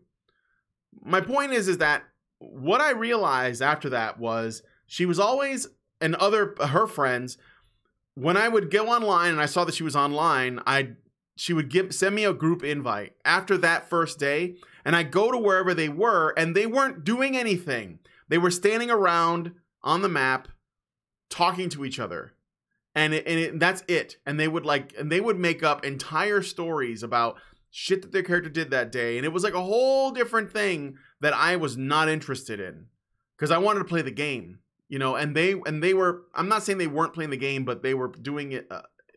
They were treating it more like a Second Life kind of thing, right? And I guess that's what Second Life is. I'm not sure. But it was definitely more of a just socializing with other people. And they were like literally telling stories, you know, like kind of coming up with narratives without the game. The game itself was just like the setting for that.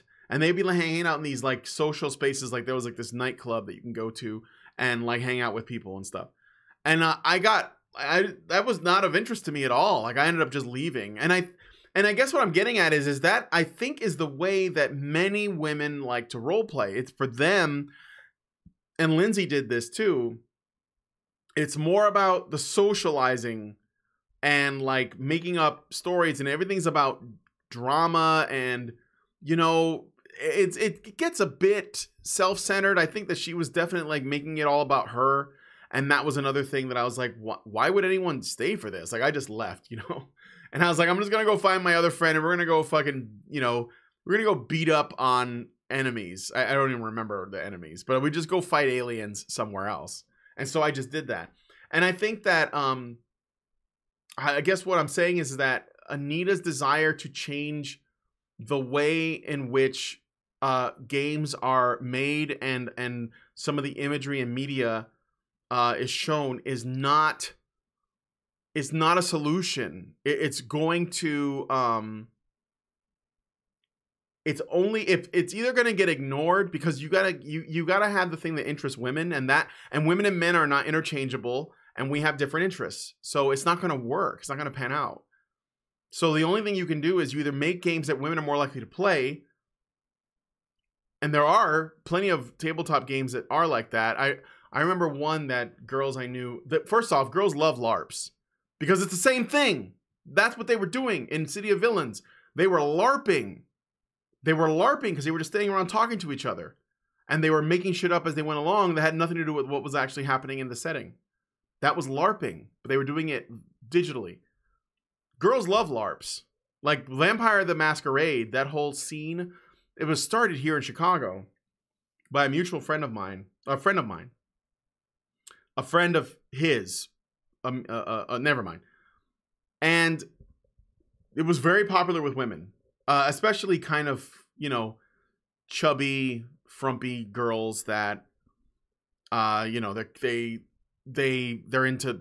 goths, and they're like into you know, piercings and tats and shit like that, and they listen to Marilyn Manson or Bauhaus or whatever, and then they go to these things to be special. And that was a big thing. I mean, like, LARPing was very popular with women, and it still is. It's still very popular with women. So why is that? There was another game that I knew a friend of mine, his wife, was really into. I can't remember the name of the game, but I remember that it was diceless role-playing. Diceless. So they didn't use dice at all, and everything was it was like there was just a static value that equated your character's ability. I never even got to the point where I was using it, though. That's why I don't remember the system. But it was diceless, and everyone was playing fairies, and I knew that was a game for women. It was. What did I play? I was like, you're like fairies that live in the real world, and you're hiding your fairy identity or your fae identity from regular people. So you have like special abilities and stuff, but you have a human form that's like your disguise that you wear. And I was I think I was a troll or an ogre or something. I was like an ex-boxer or a boxer of some kind. And that was like, I had to come up with a way to make it interesting for me. And so that's what I did. Amber, I think that's what it was. Amber can bid with influence. Yeah, I think it was Amber. I think that's what it was. But I was like a boxer, and it was like the 1930s or something, and I was an ogre or troll or something like that. And I didn't play it for very long. It was just like, it was lame, and I think I played it one time, and I was like, you know, interesting in concept. I think I had cards. I feel like there might have been cards. I can't remember. There was one that used rock, paper, scissors as a battle mechanic. Yeah, Vampire, the White Wolf ones did that. But my point is, women have their interests. They like games like Amber. That was really popular. Trolls are huge, muscular, honorable warrior. Yeah, I was pretty sure I was a troll. Because I was attracted to that, and it never really came to play. And I knew that it wasn't going to be a game with combat in it. I knew that, you know. But I still wanted to be like, well, I'm going to play this, right? But I lost interest. And that was a long time ago, like 2000, the year 2000 or 1999. Can't remember. But what was I saying? Oh yeah, women generally are not interested in crunchier games like D&D. They tend to be, if there is going to be LARPing, they want to do, or role-playing, they want to do LARPs that are social, like Vampire the Masquerade, things like that, Werewolf, whatever. Or they want to do games like Amber, maybe diceless, stuff that has a minimum of dice roll, or they want to go on forums, or they want to I think that there's a general attraction to that. Changeling, no, it wasn't Changeling. I think it was Amber. Pretty sure it was Amber. And I think that, I'm not saying that that women shouldn't be allowed, obviously, but I think that you know, if they're not interested, there's a reason, and it's good to know that. I mean, would we want to change Amber or Vampire the Masquerade to make men more comfortable, to satisfy their proclivities? No, because there are men that play, and the men that play are playing, you know, they have an interest in that. I think that, at least when I saw it, I never played Vampire, but because I had a friend that was in it, I think I went there for a party, and they happened to be LARPing. And from what I can tell, it looked to me like a lot of the guys there were there to hook up, hopefully. They were hoping to hook up. And the playing was just like, you know, a necessary evil. But because, you know, if you find something that's a nerdy hobby and there's a bunch of girls playing it and you're like a single guy, you might just be like, well, I guess I'll try this thing out because the pussy's over there. So I could see that, but I don't know. But I think it's fucked up to, like, you know, to be pointing out this shit that doesn't actually, is not based in reality. You're not taking into account all of the factors like human nature, like women's nature and men's nature. And you think that it should be different. And so this is where I think it gets kind of scary, because people want to do this top-down shit where they think that if they just, I mean, like, if Anita, let's say that D&D, which it has, I'm going to show you. D&D's artwork has changed. And I don't even necessarily agree with what it has done. But here is something from, I believe this is the 5th edition. And there is a strong female elf right here on the left. And on the right is a female black warrior of some kind, or paladin. You see that? That is diversity. Even though, and I've always felt this way, I know it's a fantasy setting. Oh, I'll turn off the filter. I apologize. Give me a second. Sorry, guys. Sorry. So even though it's set in a kind of... Let's look at it this way. Because I get this from people who play D&D and they think that when I see like black mages, because they have that, like in the 5th edition book, if you look up the character class entries, under fighter they have a black dude with dreadlocks, and under wizard they have like an old black dude with a beard and like white dreadlocks, and they think that that's just gonna pass and no one's gonna find it strange. But it is strange to see like Gandalf but black. It's strange because you do realize that D&D is based, even if the setting itself isn't real, it is based on like a Middle Ages fantasy setting in Europe, in places like England, Ireland, Scotland, Germany, whatever, right? It's based in places like that in Europe. And so when you change the race, people aren't going to say anything, but in the back of their mind, that stands out. That's weird. And to prove that, I would change the setting. So let's say we're playing The Legend of the Five Rings. And Legend of the Five Rings is a game that takes place in a fantasy world called Rokugan. It was a card game, but they also made a tabletop game, which I played for many years. And it's based on feudal Japan's warring states period, okay? So by default, all the characters are Japanese. But they don't call them Japanese, they just, they call them Rokugan people or whatever. Rokugani, I think. So even if you're playing in this mythical setting, people know that the characters are Asian. So if you like look in the rule book and there's like a picture of a white guy, a ginger freckled guy with red hair in a samurai armor, it's going to look weird. It's going to stand out. I mean, it should stand out. If you played a game like, I'll bring up another example. In the 90s, another campaign setting that was out for the second edition of D&D. The setting I love. I hate second edition D&D. I never liked it. But this setting in second edition D&D was amazing. It's called Al-Qadim. And Al-Qadim was essentially the Arabian Nights setting. So it was like Middle Eastern, right? Genies and like desert cities and mummy lords, and really cool setting, right? Really cool setting. All the characters, presumably, if they're human at least, they're going to be Middle Eastern looking, right? Well, the artwork reflected that for the most part. But if there was, again, like a fucking Asian guy, like a Korean in the game, in like one of the artwork, it would look weird. It would stand out. And so like, that's not being against diversity, but they change the artwork and it looks strange. It's not bad, but it just looks weird, like it's out of place. And I know why they did it. I know why. And that doesn't, it just like, it ends up coming across as kind of sad, because like I have like black guys in my game and they look at the artwork and they're like, why is this wizard black? Like why is that important? You can play elves and half-orcs and dwarves and gnomes and tieflings. Like the black guy in my game played a tiefling. And the other guy, he played a human rogue that's white.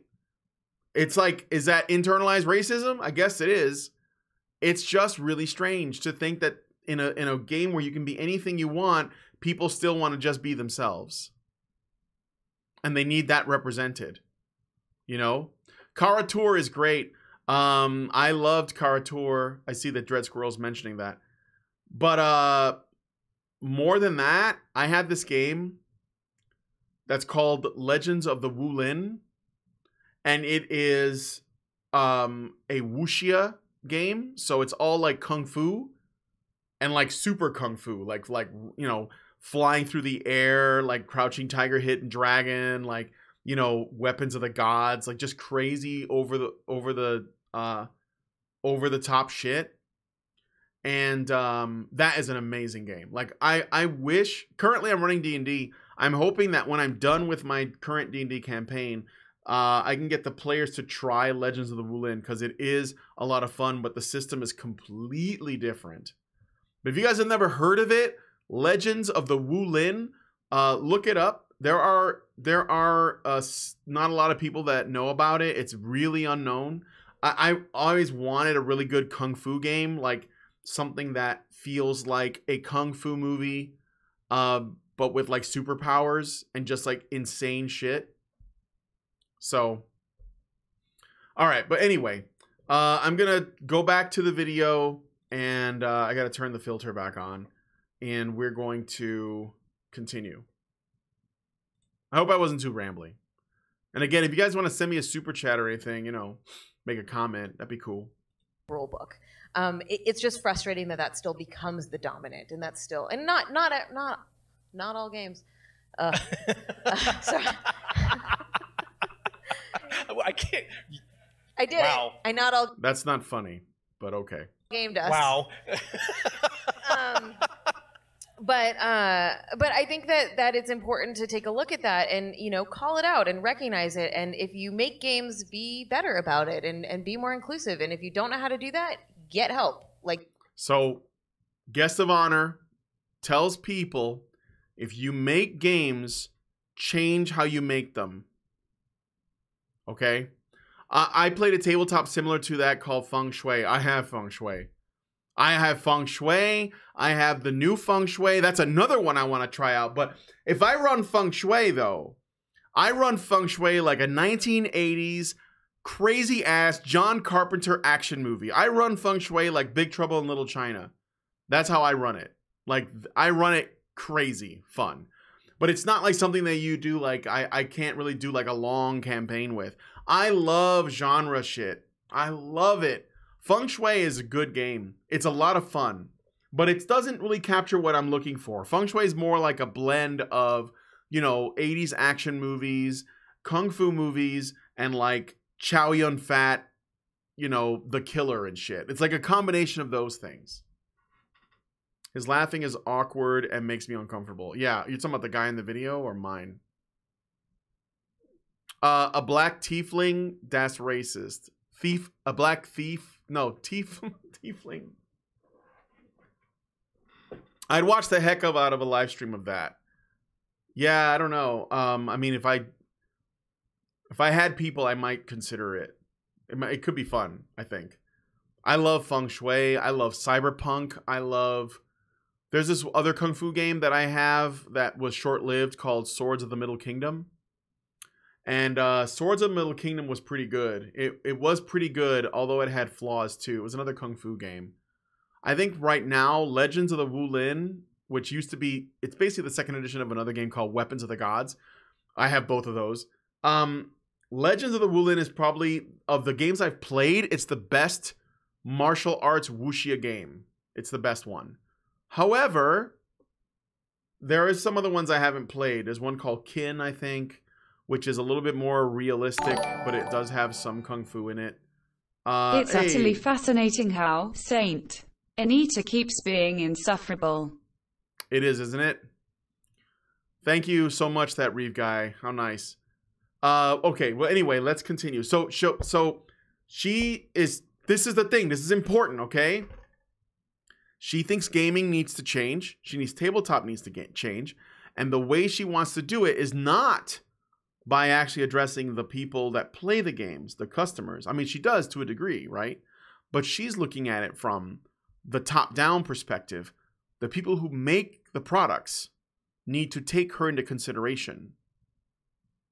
The people who make the products need to listen to what she believes and incorporate that into their design. This means that if Wizards of the Coast, which is likely because, again, they've cucked on a lot of other shit already, and it's really awkward, these black fantasy knights. It's just weird. The kind of things that they do, right?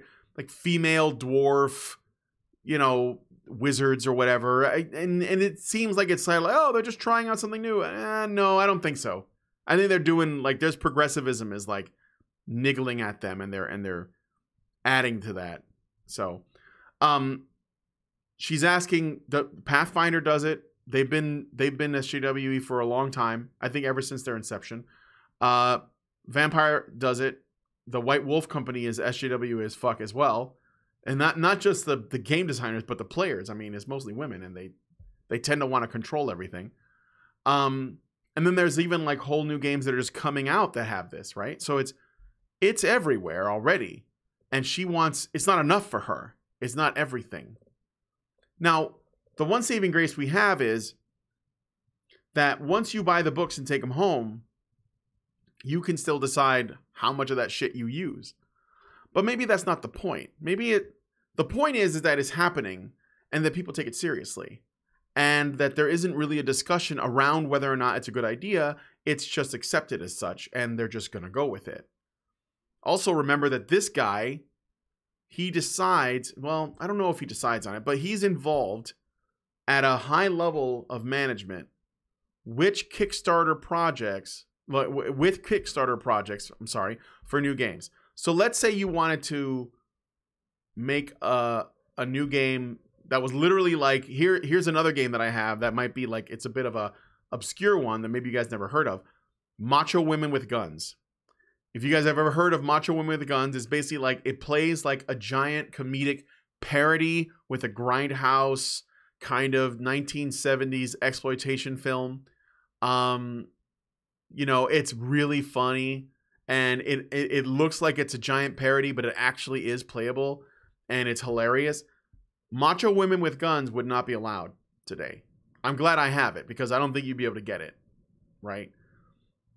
So she's gonna do some damage. This ideology, though, more importantly, it doesn't matter if Anita wasn't sitting on this stage. It could be anyone else that shares the same ideas. The problem is the ideas, and they're not getting challenged, and people are taking it as gospel. Why do you think Jack Dorsey and Jack Conte and Mark Zuckerberg and all these other people, why do you think that they believe that what they're doing isn't just, they don't think it's political. They don't think that it's coming from a bias. They don't think that their left-wing bias has an impact on these decisions that they do, that what they're doing.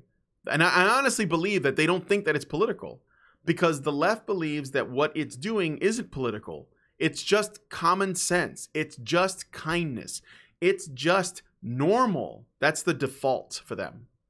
It doesn't come across as political. If you, like, you know, the statement that that Tim Pool made about the Twitter thing, where he said,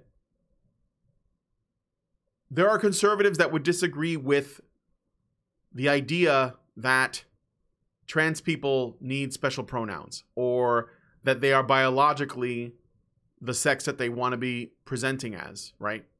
Because they would. There are plenty of conservatives that would say you're still a man even if you transition. That is a political view, because the discussion on that isn't over on whether or not a person is biologically male even if they transition. It's also not that simple, because we can conclude that biologically they are still males because they still have an X chromosome and a Y chromosome.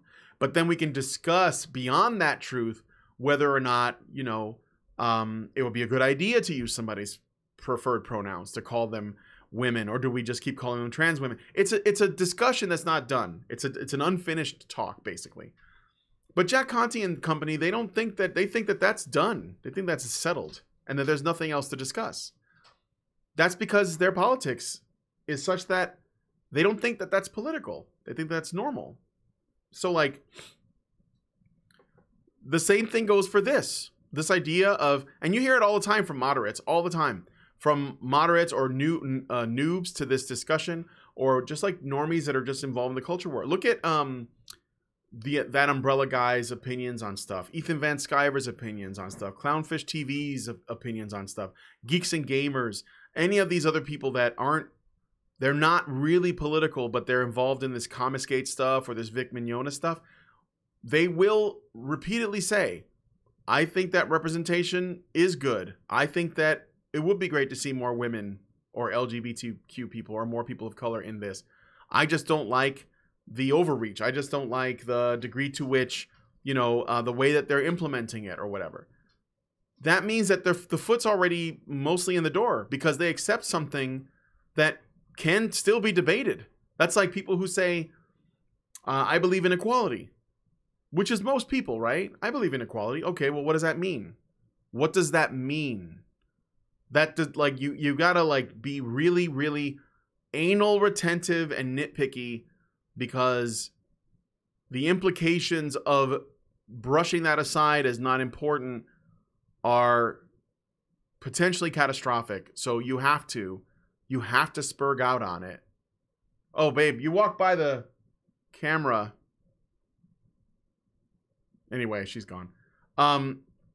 You have to spurg out on it because, you know, they're counting on that. Hey, I don't know if you're in the shot. But anyway, let's continue the video. Like, get folks who do that can help you make it better. So why is that important? It's a softball. Come on, knock it out of the park. It's just such a... Okay, why is it... In the same way that I think... Why is it important? Let's go back. Make it better. So why is that important? It's a softball. Come on, knock it out of the park. It's just such a... Okay, why is it... In the same way that I think all media is transformational, I think that Tabletop also plays a role in informing us of why it was a softball. What is wrong with me right now? Can we edit this out? No, it's fine. This is how the sausage gets made, or however. Yeah. There's live studio audience here. There is. Hello.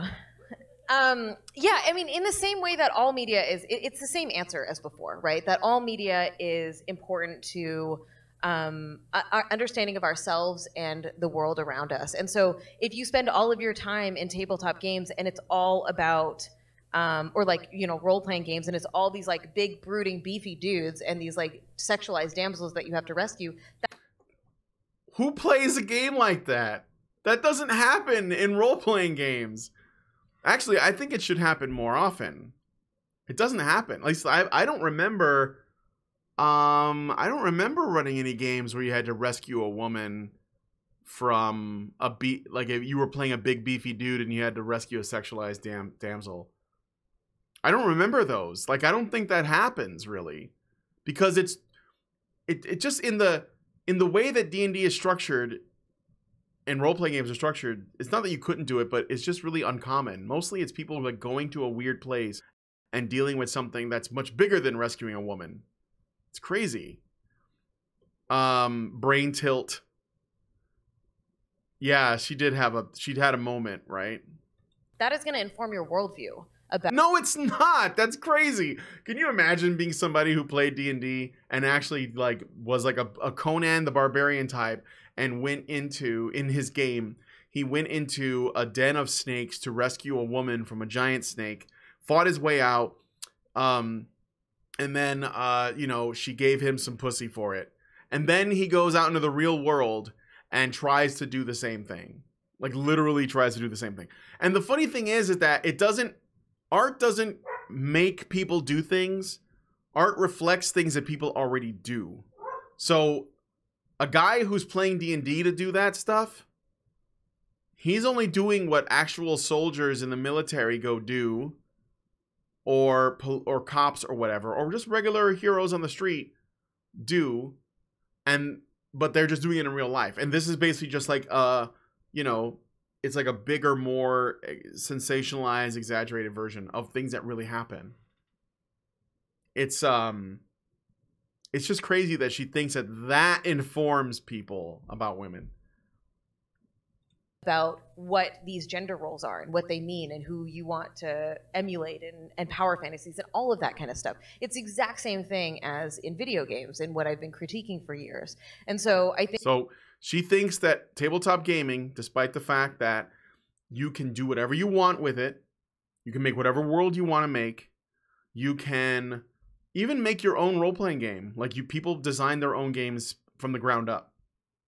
So unlike video games, so when you buy a video game, even if you get mods, even if you buy it on PC and you mod it, if you buy a video game, you are basically getting the complete package in terms of the experience. You can't change the experience except within the context of the rules of the game itself. There's nothing you can do about it. So if you play with Lara Croft's Tomb Raider, you are Lara Croft and you're going to be doing those levels, right?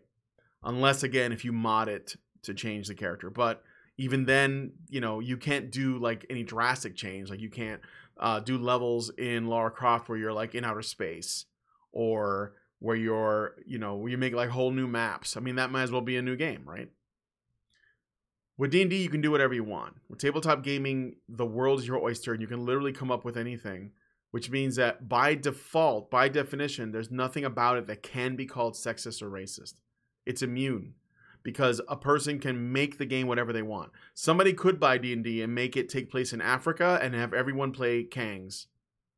Everybody has to be a Kang.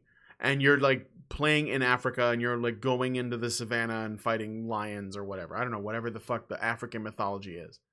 Which I'm okay with. I think the African mythology's got some cool shit. But you know what I mean? Like, or you can play Maztica, which is another setting that I own, which basically takes place in Mesoamerica. So it's like a bit, it's a made up world, but it's got elements of the Incas, the Aztecs, and the Mayans. And it's got a lot of the mythology around that. And there's like the, you know, the guys in the jaguar armor and the guys in the hawk armor, and it's interesting.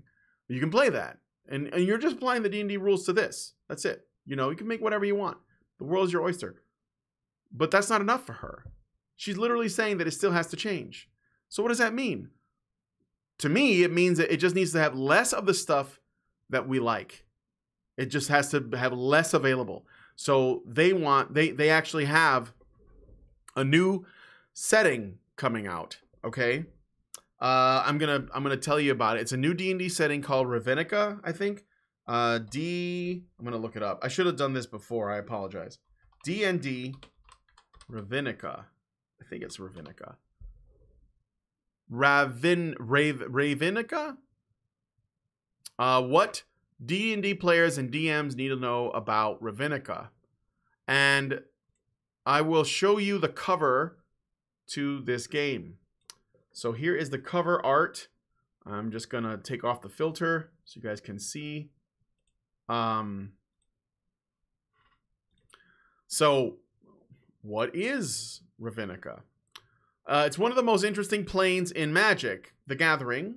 It's a plane from Magic. It's out of Magic: The Gathering, and I have used it as a reference point several times in my career as a GM. So I am utterly delighted that there will be official content to be released in November. So it's already out. A world comprised of guilds with various goals, a city built like a maze, and interesting social dynamics where politics or policies make for exceptionally dynamic setting.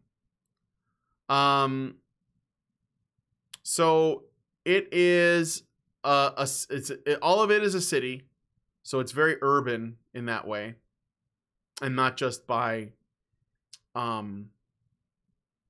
you know, like not just in that it's a city, but I mean, I think it's basically like the whole setting is nothing but one big city. Very boring.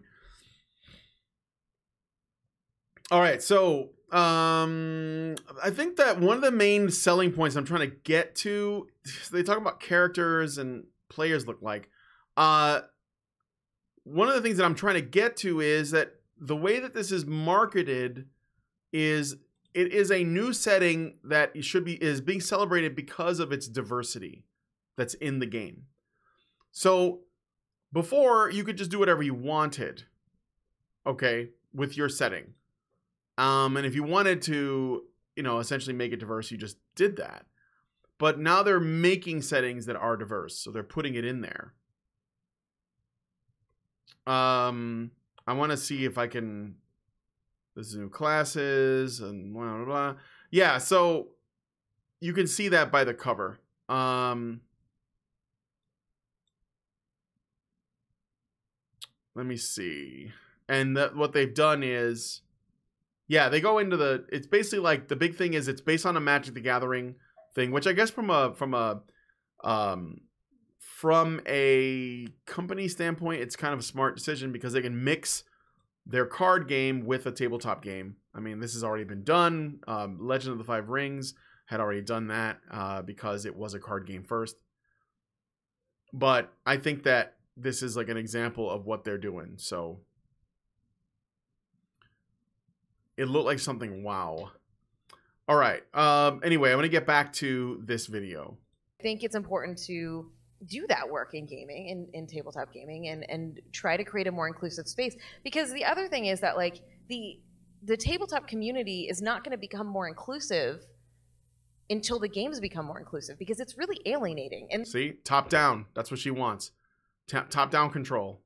The same thing with video games that I've been saying for years is the same thing in tabletop, is that if you make your games more inclusive, you're going to bring more folks into this space who feel alienated by it. And those of us who've been around for a really long time, are there despite that. We just grumble about it and have to put up with it and have to, either suck it up because the people you're playing with don't want to hear it, or be the buzzkill killjoy feminist that's always complaining about stuff, right? And so I think that there's an opportunity to really transform tabletop gaming and what that can look like moving. So this is it. I mean, that's basically what I'm getting at. She's going to go top down. She's going to ask them, demand that they change it. They're going to cuck to it, and gaming is going to change. She's going to change the gaming. She's going to change tabletop gaming. And you have to say something. You guys got to say something. If you care about this, you got to say something. Make videos, make posts, share it around, fight with people. I don't know what else to tell you. I mean, I'm going to argue with people online still, because this approach is not the solution. I think this is a mistake. I'm sorry I didn't filter, but whatever. I don't think it's going to matter much, to be honest. This video doesn't have a lot of views. Probably going to get more views under me than it originally had. So it's not that I don't think that... No, well, you know what? Let me think about this for a second. I was going to say that, it's not that I don't think that we could use more women or people of color playing. I'm not saying that. But if you are the kind of person that thinks that the only reason why you're not playing a game is because the characters in it don't look like you, I don't want to play that game with you. You're not going to be a good player because you're going to be thinking about yourself. And I think that sounds like some toxic shit that any player or game master worth their salt should avoid. People who do that. It's not your business, right? If you want to play in a game like that, then by all means buy one and then run it that way. People have free will. What the fuck? Moving forward. So it's interesting. They was talking to one of my friends about this similar issue just last week, and one of the things that we were reflecting on, like how we came up with these games and how we played them, and we were both very critical of this language and this context in these games. There's I don't know if you've ever read The Wizard of Earthsea by Ursula Le Guin. The Wizard of Earthsea by Ursula Le Guin. No, I haven't. It's a classic fantasy story. It's a small novel. Lead character Ged is not white. And Ursula Le Guin has come out and said this explicitly. Who cares? But he is constantly portrayed as being white, in kind of fandom and whatnot. And I was just having this conversation too about how white audiences always read characters as white, whether the text says it or not, and then they get super pissed when a person of color is cast appropriately in a role. So you think The Hunger Games, and this just happened with something that I'm blanking on, but we do that, and I do that too sometimes. It's our biases coming through, and you have to catch yourself and recognize that, why are you visualizing this character as white? Sure. So to cut you off. Absolutely, and it's definitely important to constantly check our biases. Oh God, this is so cringy.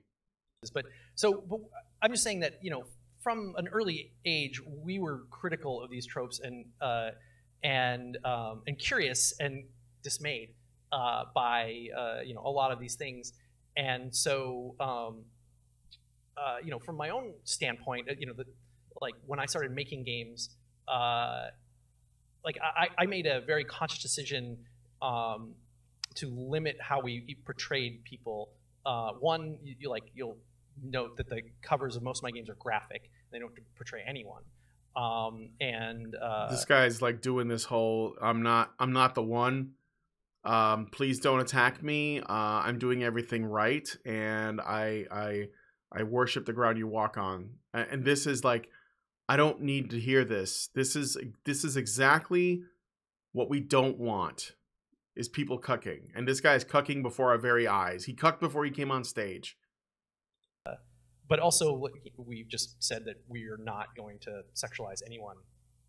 Not going to sexualize anybody. We're just going to... No fun allowed, everybody. No fun allowed. It's just not the kind of narrative that we wanted to do.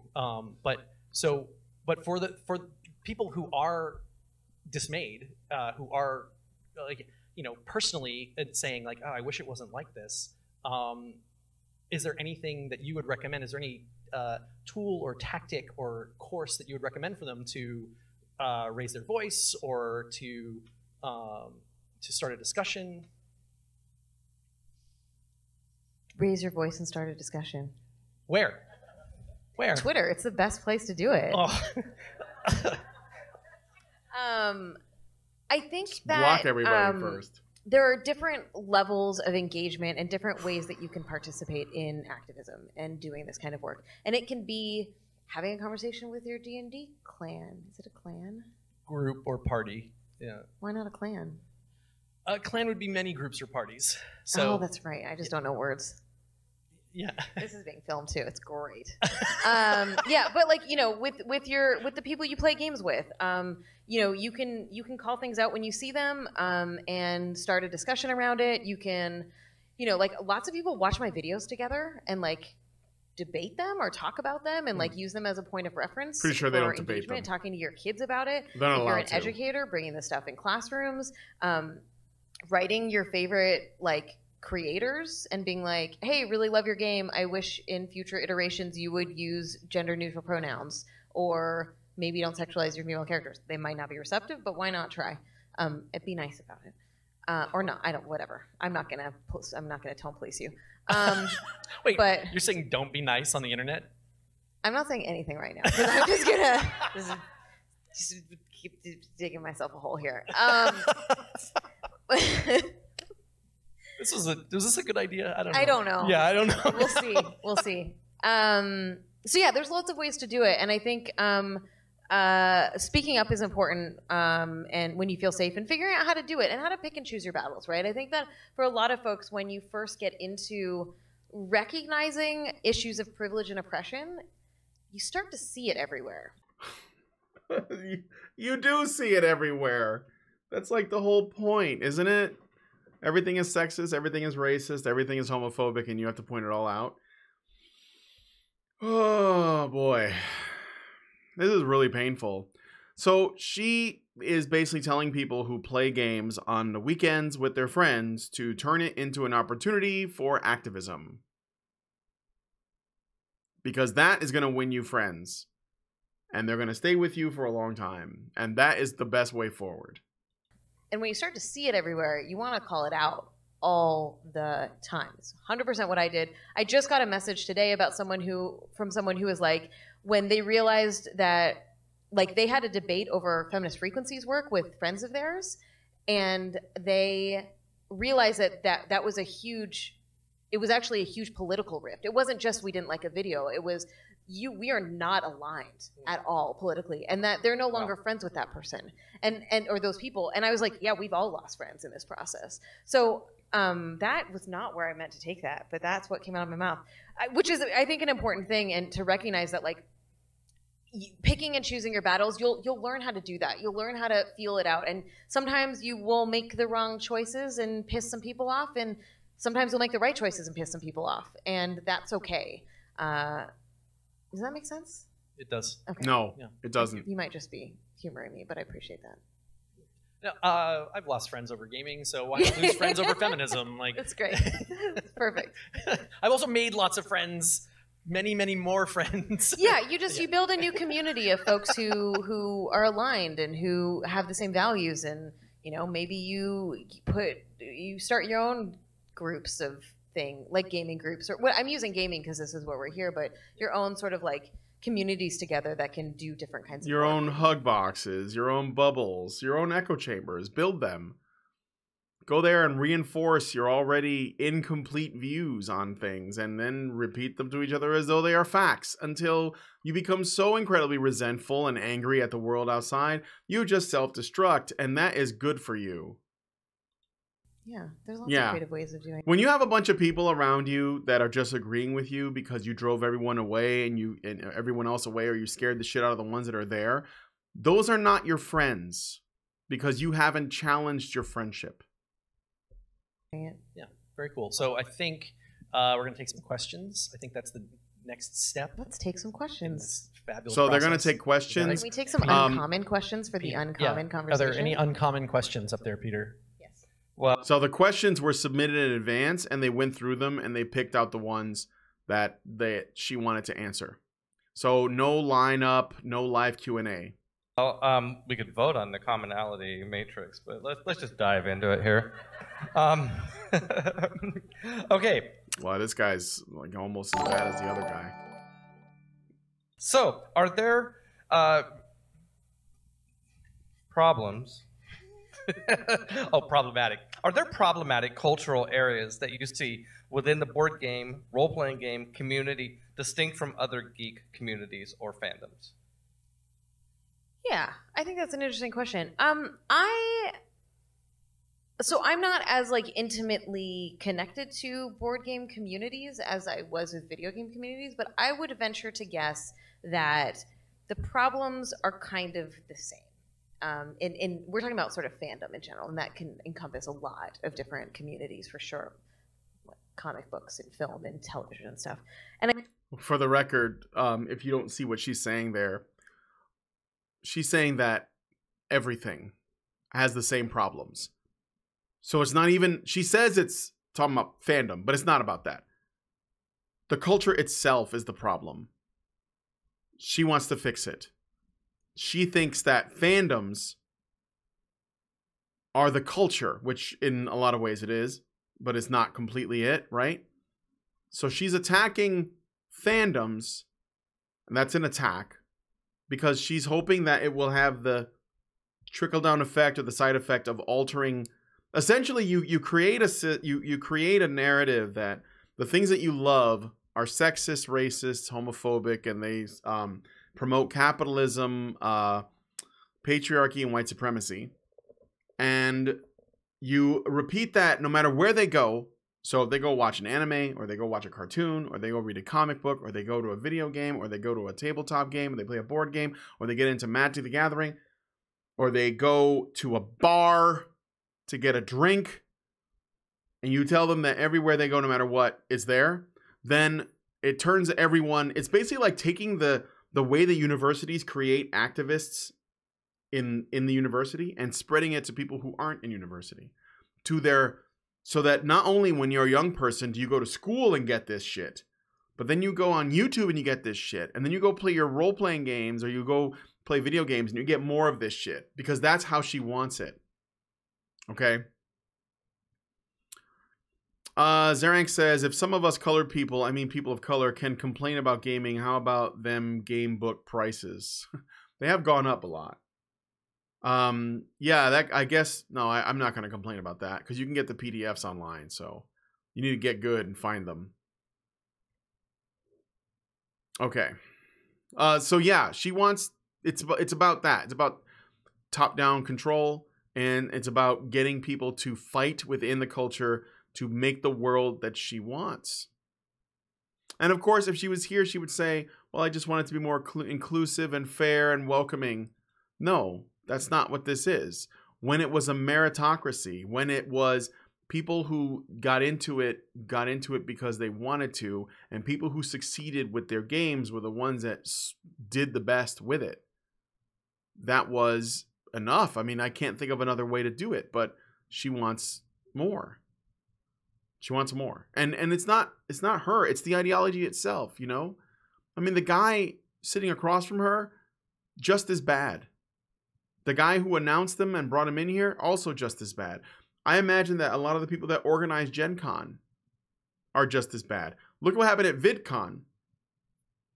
Steve Shives got a $2,000 grant from the Vlog Brothers. The Vlog Brothers are social justice warriors. That's just the truth. The fact that they think that Steve Shives is worth $2,000 should tell you that. There are people who make far better content but don't agree with them politically.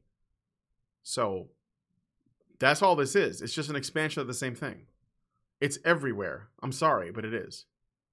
And I think the piece that sometimes gets missed here is that the roots of a lot of the tension it doesn't start in fandom. It comes from misogyny. It comes from white supremacy. It comes from ableism, right? It comes from these things, these social systems that we are indoctrinated into. Just what I said. She thinks that patriarchy, white supremacy, ableism, that's weird. Those are the ways in which we're indoctrinated. That's not our default setting. That's something that we need to be cleansed of. Purged of, if you will. That inform how we behave and how we interact in the world. And those, like, games are made by people who grew up in these systems with us. And they're being played by people who grew up in these systems with us. And so I think that, you know, there might be some uniqueness in various different communities, but overall it's the same kind of the root causes are the same. And that is partially why the backlash seems very similar that is happening right now across the board in all fandom, from a group of extremely angry, extremely loud folks, who mostly men, who feel deeply entitled to things being the way they are and maintaining the grip of power that they have in terms of this sense. Are we talking about Tabletop? The grip of power. Oh my god. Nerds that sat around and played D&D and were lambasted and bullied all through the 70s and 80s. They actually have power, guys. They actually have power. Now that being a geek is cool, those guys has historical power. Unbelievable. Unbelievable that you could do that. You know, I used to hide my hobbies because I didn't want to be bullied by people. I didn't want that. And that did happen. It was like, if you were a nerd, you had problems, like with social issues with people that looked down on the things that you liked. Most of that came from women too, by the way. Girls were really not into D&D. They're way more into it now than they were before, but I think more of that has to do with the fact that it's become cool and less to do with the fact that it's become inclusive. Chad9 says, good God, 2+ hours. I'm almost done. But I knew this was going to take a while, so. Of domination, and we're seeing that in politics as well, right? This is across the board. And of course, so, it's everywhere. I think we kind of need to work on all of this together. That it's not just these siloed pockets, that like what is happening is all a part of our cultural ether. We need collectivism. Thanks. Any other uncommon questions? So how or where do you have the strength to continue the fight? Oh my God. Oh my God, you're so strong. How do you do it, Anita? How? How are you not dead? This is so hard. These guys are traitors. They are worse. Thank you, Lord of Swarm. How you've been so I don't, ruthless. man. I'm so tired. Can I just pass this on? How are you so I think strong? that How do you do it? I'm not joking. I am really tired. Like this has been a year of reflection for me in terms of the sheer exhaustion of the weight of over 6 years of daily harassment. Oh And my it's God, the harassment. increasingly 6 difficult gorillion to, years of harassment. Want to be a spokesperson for. How are you still getting harassed when you have literally everybody blocked? How is that happening? I'm going to go to her Twitter right now. I want to see if I'm blocked. Is she even on there? Let me see. Fem Freak. Let's find out. Am I blocked? No, I'm not, actually, but I haven't sent her anything. Well, I'm not blocked from Feminist Frequency. Does Anita have her own Twitter? Let's see. Queer tropes. Anita Sarkeesian. Let's see if she's... Oh, yeah, there she is. No, I'm not blocked. I guess I haven't said anything to her yet. I must have her confused for the Steve Shives list. I'm definitely on the Steve Shives list. Let's just check. Steve. Shives. Steve Shives. There's multiple Steve Shiveses. So I don't know which one is the real one. Well, whatever. I think I'm giving this guy too much time. But most people are blocked by him, so. Moving on. I hate how arrogant they are. Have they ever considered that they might be wrong? No, they have not. They have not. Because they're cucks. Because they're white knight cucks, manginas. Because they think that just because a woman comes out and says, I face daily harassment, sexism is a thing, and most men are this way, and men are pigs, and capitalism sucks, whatever. They just go, yup. I don't want to disagree with you because you're a woman, so you must be telling the truth. Believe women's. Believe them. All right. For it. Right, like, I get asked to talk about online harassment at schools a lot and conferences, and I've gotten really annoyed at the fact that I'm being asked to re-traumatize myself again and again, and that as the targets and the victims of these things, it's our job to educate folks to try to create change, right? There's all kinds of problems that are happening. Oh my God. When she voluntarily goes to schools to talk about online harassment, and she gets annoyed because people are asking her to tell her about her online harassment that she supposedly received. And then she calls it, what did she call it? Re-traumatizing herself? Jesus Christ. This is like, I thought we would get through this without this happening, but.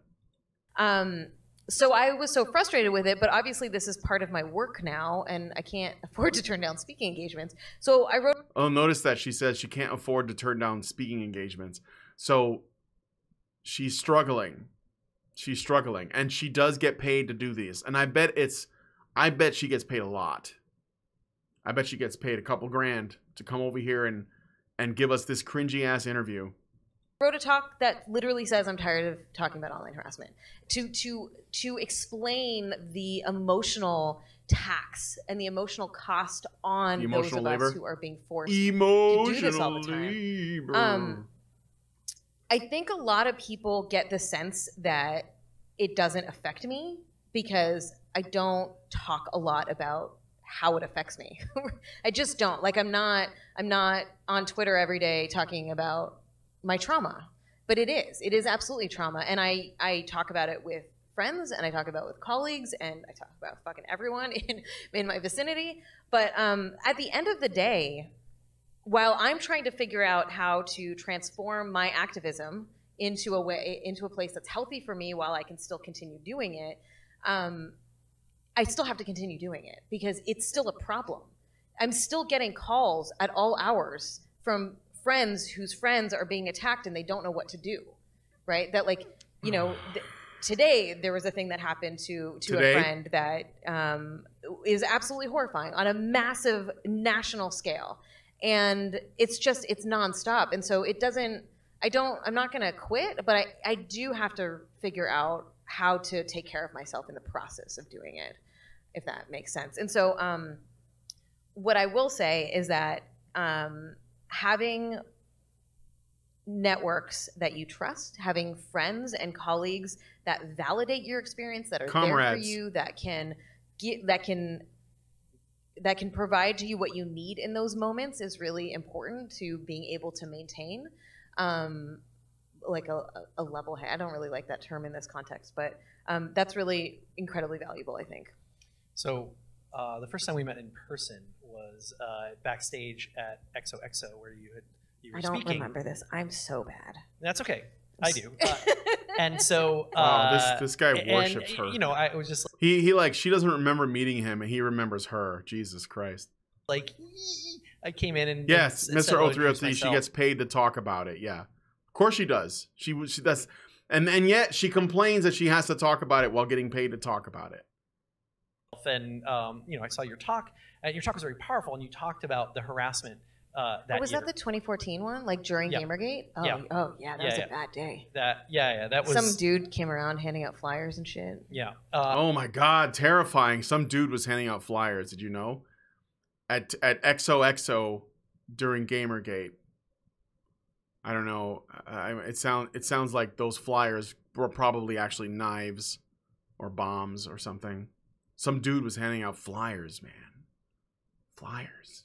I tweeted about being excited to meet you and see your talk and whatnot, and I was harassed for it. I got, my phone blew up. I phone calls from strangers saying, you know, we have to talk, and then I got pizzaed, right? Oh my God, he got pizza. He looks like he ate it. Extra sausage. That's some kind of like inedible garbage. Extra sausage. Do you get it? Because it's rape. They raped me with an extra sausage pizza. Jesus Christ, the complaining. Apparently, like I think 2 or 3 deliveries sent to the house like that day, just for tweeting and being a bit naive and thinking that my information, my online public information was safe. And I remember talking to you about this and kind of asking you a similar question about like, this like that, because that was a tiny little slice, and seeing that talk and knowing what you go through, knowing what your kind of day to day is, I sense that there was perhaps something more, or that you were ready to murder everybody. I'm pretty sure that Anita doesn't get harassment anymore. I'm pretty sure she hasn't gotten harassment in a long time. I think most people have just sort of like moved on, right? I don't think that this is like, this guy, he's like really, he wanted to talk about his experience, but then he like downplayed it a whole lot. Like, it's a really tiny slice though. It's not like you. I'm still a white cisgendered male, and therefore I have privilege. So I just stuck it out. I did it, but it's not like you at all. He couldn't fillet her even if he could. His public information was safe. I think he meant to say private. No, I don't buy it. I think all of this is exaggerated and blown up. And I remember what you said to me.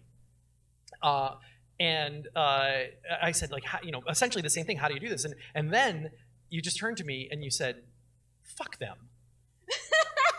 Fuck them. I'm so cool. I am not going to remember this at all. I'm not going to quit because of them. Yeah.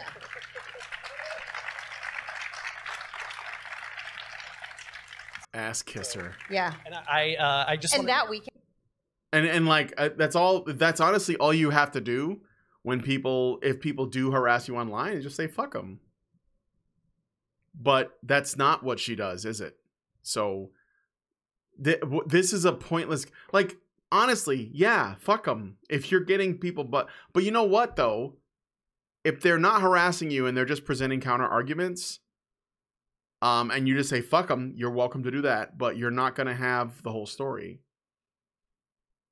You're going off half cocked. You don't really, your ideas aren't getting challenged. So maybe you're just not qualified to talk on these issues because you don't want to listen. He wants to bang her. Yeah, he wants her to bang him, actually. And actually, right before that was the only time I've ever been like, I'm done. Like, I was on the verge of just giving everything up because it got so bad. Yeah, and then I was like, no, I'm sure they don't get to drive me away. they don't get to win this. And that's part of it too, is I'm just stubborn as Well, fuck. she did win. But the reason I said all that stuff was because I think it's really important to preface that, like, the emotional costs, like, do not discredit the emotional costs that this takes on people. And like, for me, it's not about giving up or not giving up. It's about figuring out what I need to do to maintain my sense of self and worth, while also, at the end of the day, I'm an activist, and this shit's got to change. There you go. She's an activist, obviously. Well, so fuck them. Fuck them. And yes. Yeah, and super relevant to being here, because there's a lot of people who didn't want me here. Yeah. Well, I'm glad you're here. Thanks. I'm glad to be here too. Yeah, and thank you so much for talking to me for this chat, and thank you so much for not giving up. Yeah. I am very glad you're still in the fight. Thank you. So thanks, Anita. Thank you all for coming. Gross. Thank you. Thank you very much. I'm just gonna pause it there. Let's well, there's nothing else. It ends after this. Oh my god, final thoughts. I didn't think Anita was needed to be there, but I never said GenCon shouldn't have her there. I remember I made a video where a friend of mine, who's the same guy, by the way, whose wife wanted him to run Amber, he said that Anita was going to be at GenCon, and I got into this big argument. I made a video on my channel. You have to go back to like 2018, like the summer or spring of 2018. And I got into this big argument, and one of the guys I argued with was the professor that wrote this blog about how he was happy that Milo Yiannopoulos was kicked off of DePaul, kicked out or whatever, because he was a DePaul professor, and he was in support of Anita going because he thought that Anita was talking about important issues. And I never said that Anita shouldn't be allowed to go. I said that I don't think that she's going to add anything if she went. And I think that in the long run, this is going to hurt the tabletop community. She's going to do damage, serious damage. She's going to try and do top-down shit, and she's going to do damage. And I got a lot of pushback, and I lost friends over that. And I had guys threatening to beat my ass because they were claiming that they were being internet tough guys. They thought that because, you know, we were arguing on Facebook that I didn't have the balls to like argue with them in person. And it's like, so you're telling me that you're going to hurt me physically because I disagree with you, and you claim to be an intellectual college professor that is ready to use violence. I mean, you're basically chimping out in the comments right now. And one of the reasons is because you think that because you can't come up with a counter argument for something that I'm telling you, that it must be because I'm trolling, because only trolls have really good arguments, I guess. So I personally don't care that Anita went, in that I don't want to take that away, because I am a free speech absolutist. You should be able to go. But I will say that I don't think that she's adding anything, and I didn't think that she was going to add anything. And I think that this Kickstarter asshole that brought her on here is showing his colors as well.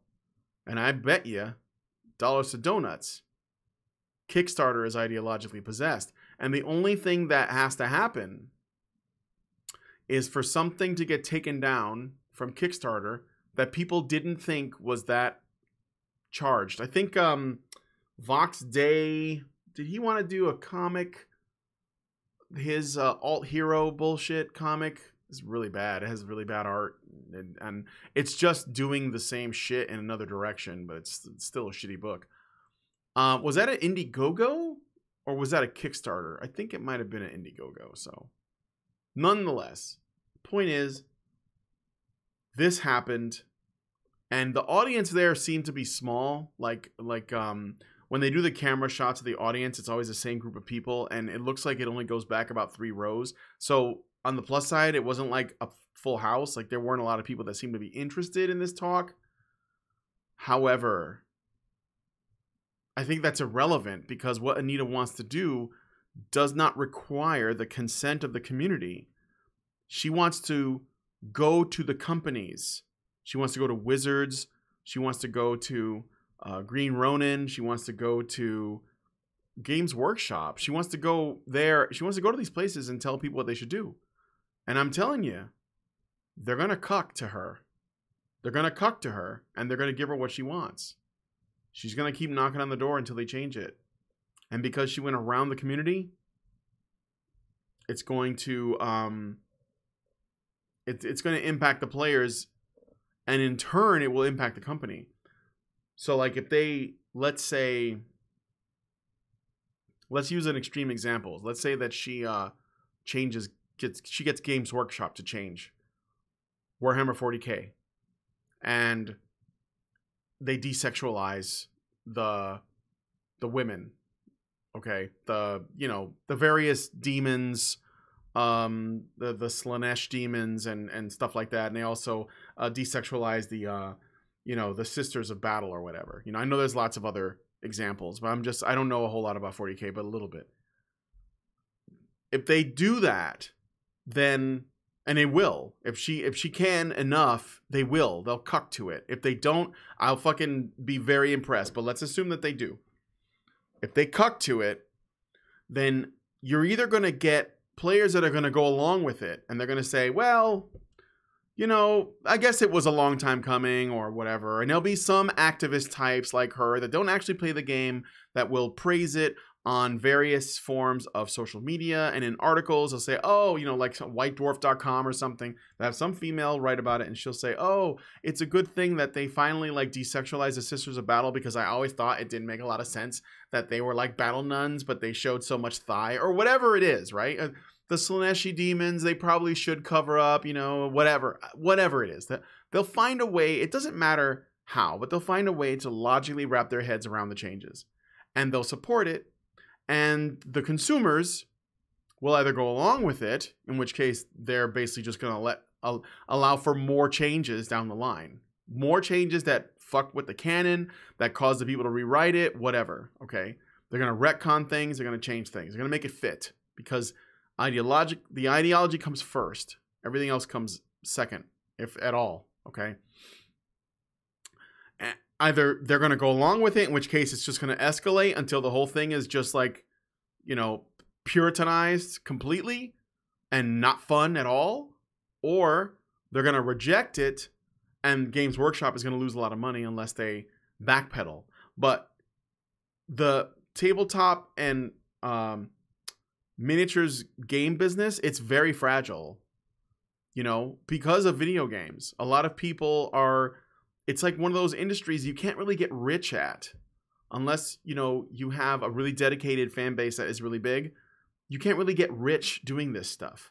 There was a guy, I knew the guy who created Axis and Allies. I don't know if you guys ever heard of Axis and Allies, but it was like a World War II RPG. And I knew the guy who created it. Well, I wouldn't say it was an RPG, but it was a World War II game. And he owned a small company that had like 6 game stores. That was his main job. Axis and Allies was a game he made that was pretty popular, but it didn't make him rich. It was he had to have a business on the side, right? The guy who created Mutants and Masterminds, if you do these things, you have to like keep, unless you have like this crazy model that lets you rake in the dough, like HeroClix and Magic the Gathering. You have to keep finding new ways to expand your revenue without burning your fans out. So it's difficult. It's difficult. So I think that in this sort of scenario that I'm thinking of, the fans will likely reject it, and Games Workshop will lose a lot of money because they'll be making all of these miniatures. And they'll be hurt by this. And Anita doesn't take any responsibility. She doesn't have to be accountable. She just moves on. Or any feminist that does this. Anybody who believes this. They just move on to the next thing, and they go to try to change that. And it always works out that way. I mean, what's most likely to happen is that people are just going to go along with it. And they're not going to notice that this stuff has changed. and then the internal policing will happen, and it's just gonna like strain the whole thing and take something that was fine the way it was, and it's gonna needlessly make it adversarial and cancerous. It's just gonna happen. So let me see what you guys are saying before I close this out. Mr. 0303 says, can somebody please delete this guy from history? It's a little too late. He also says, there was a promoted Kickstarter creators list and Anita was amongst them. Of course there was. Non-professional says, the death of Tabletop. Yeah, it could. I mean, fortunately, I have all my old versions, so I can just use those if I wanted to. Zerank says, do you think Anita's influence is our fault for attempting to pursue discussions with her? No. No. No. I think that, you know what I think the influence, the fault of the influence isn't that. She could have used, so okay, you put your ideas out there on the internet, and there's no way you can prevent people from reacting in a hostile way. So no matter how much or how little harassment she got, she was just going to use what little amount there was to make it into something bigger so she can get attention. There was nothing that could be done about that. I think that the reason why this is happening is because people ignored her, and they ignored, more importantly, they ignored the ideology itself, because it was infecting everything already. You know, I mean, Anita didn't talk to, you know, Kevin Feige and tell him how he should do Captain Marvel. That was the choice that the studio made and those directors, and that was what they wanted to do, and that's what Brie Larson wanted to do. It's not just her, right? It's an idea. It's a set of ideas that have just infected everything, and the reason why is because there's no counter arguments, because people aren't making them, or they don't have the platform to do so. So that's the problem. The problem is that we ignored her. The problem is that we let this keep going. The problem is ethics cucks from 2014 and 2015 who thought, well, we'll just get the journalists to you know, change their ethics and everything will be fine. It didn't change anything, because you just went over that. They just went over that and went to the developers themselves, and the developers were probably already going that way anyhow.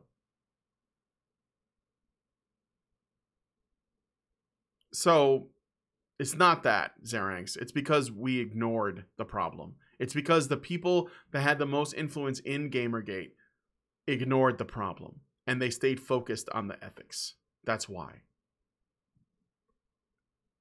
Lord of Swarm says, I'm fucking out the moment they retcon / change anything fluff-wise. Well, I'm saying it could happen. I don't know about Games Workshop, because they've always been the way they've been, and they may not change their ways, but I wouldn't be surprised if they did eventually. She looks swollen. I haven't read them. What they do, I don't know what you're talking about. Look at the young adult novels they're putting out. Oh, 40K was already headed in that direction, Chad9 says. I didn't know that. Maybe may he be lost to history, Shaman King. Chad9 says, I haven't read them yet, but look it up on the internet. Can't post a link in chat. Oh, that's interesting. All right, so Neat Scholar says, stream's not over yet. I'm leaving now. I'm wrapping up because it's like 2:54 and I have other shit I got to do. So, sorry for hitting the microphone. Thanks, guys, for coming on the stream. I know it went long. This is about as long as I expected it to go, though. Give this video a like. Leave me a comment. Tell me what you think. I know that this was a pretty basic stream. There wasn't anything really exciting that happened in it. You know, it was actually kind of boring in a lot of ways. But I still felt that despite that, you have to, like, see what's being talked about. See what's happening. Like, I didn't know that this guy was involved with Kickstarter, and I don't know who the other guy is. The guy who hosted it. I'll go to the beginning here and see, because that might be important, right? Hosted by Luke Crane. So who's Luke Crane? He's the host, right? Who is Luke Crane? I'm gonna find out. Oh, Luke Crane is the host. I mean, he's the guy asking the questions, not the guy hosting. Sorry. Never mind. I don't know who the host is, but nonetheless, or the guy who's announcing, whatever you call it. Give this video a like, leave me a comment, subscribe to the channel, hit the bell for the notifications. I'm burned out. These are, I mean, It was boring overall, but I needed to know what was in it. So, I would say I'm sorry to put you through all that, but you guys did stay and you knew what you were in for. So I guess I'm not sorry. I'll talk to you guys later. Thanks for coming on. Have a good one.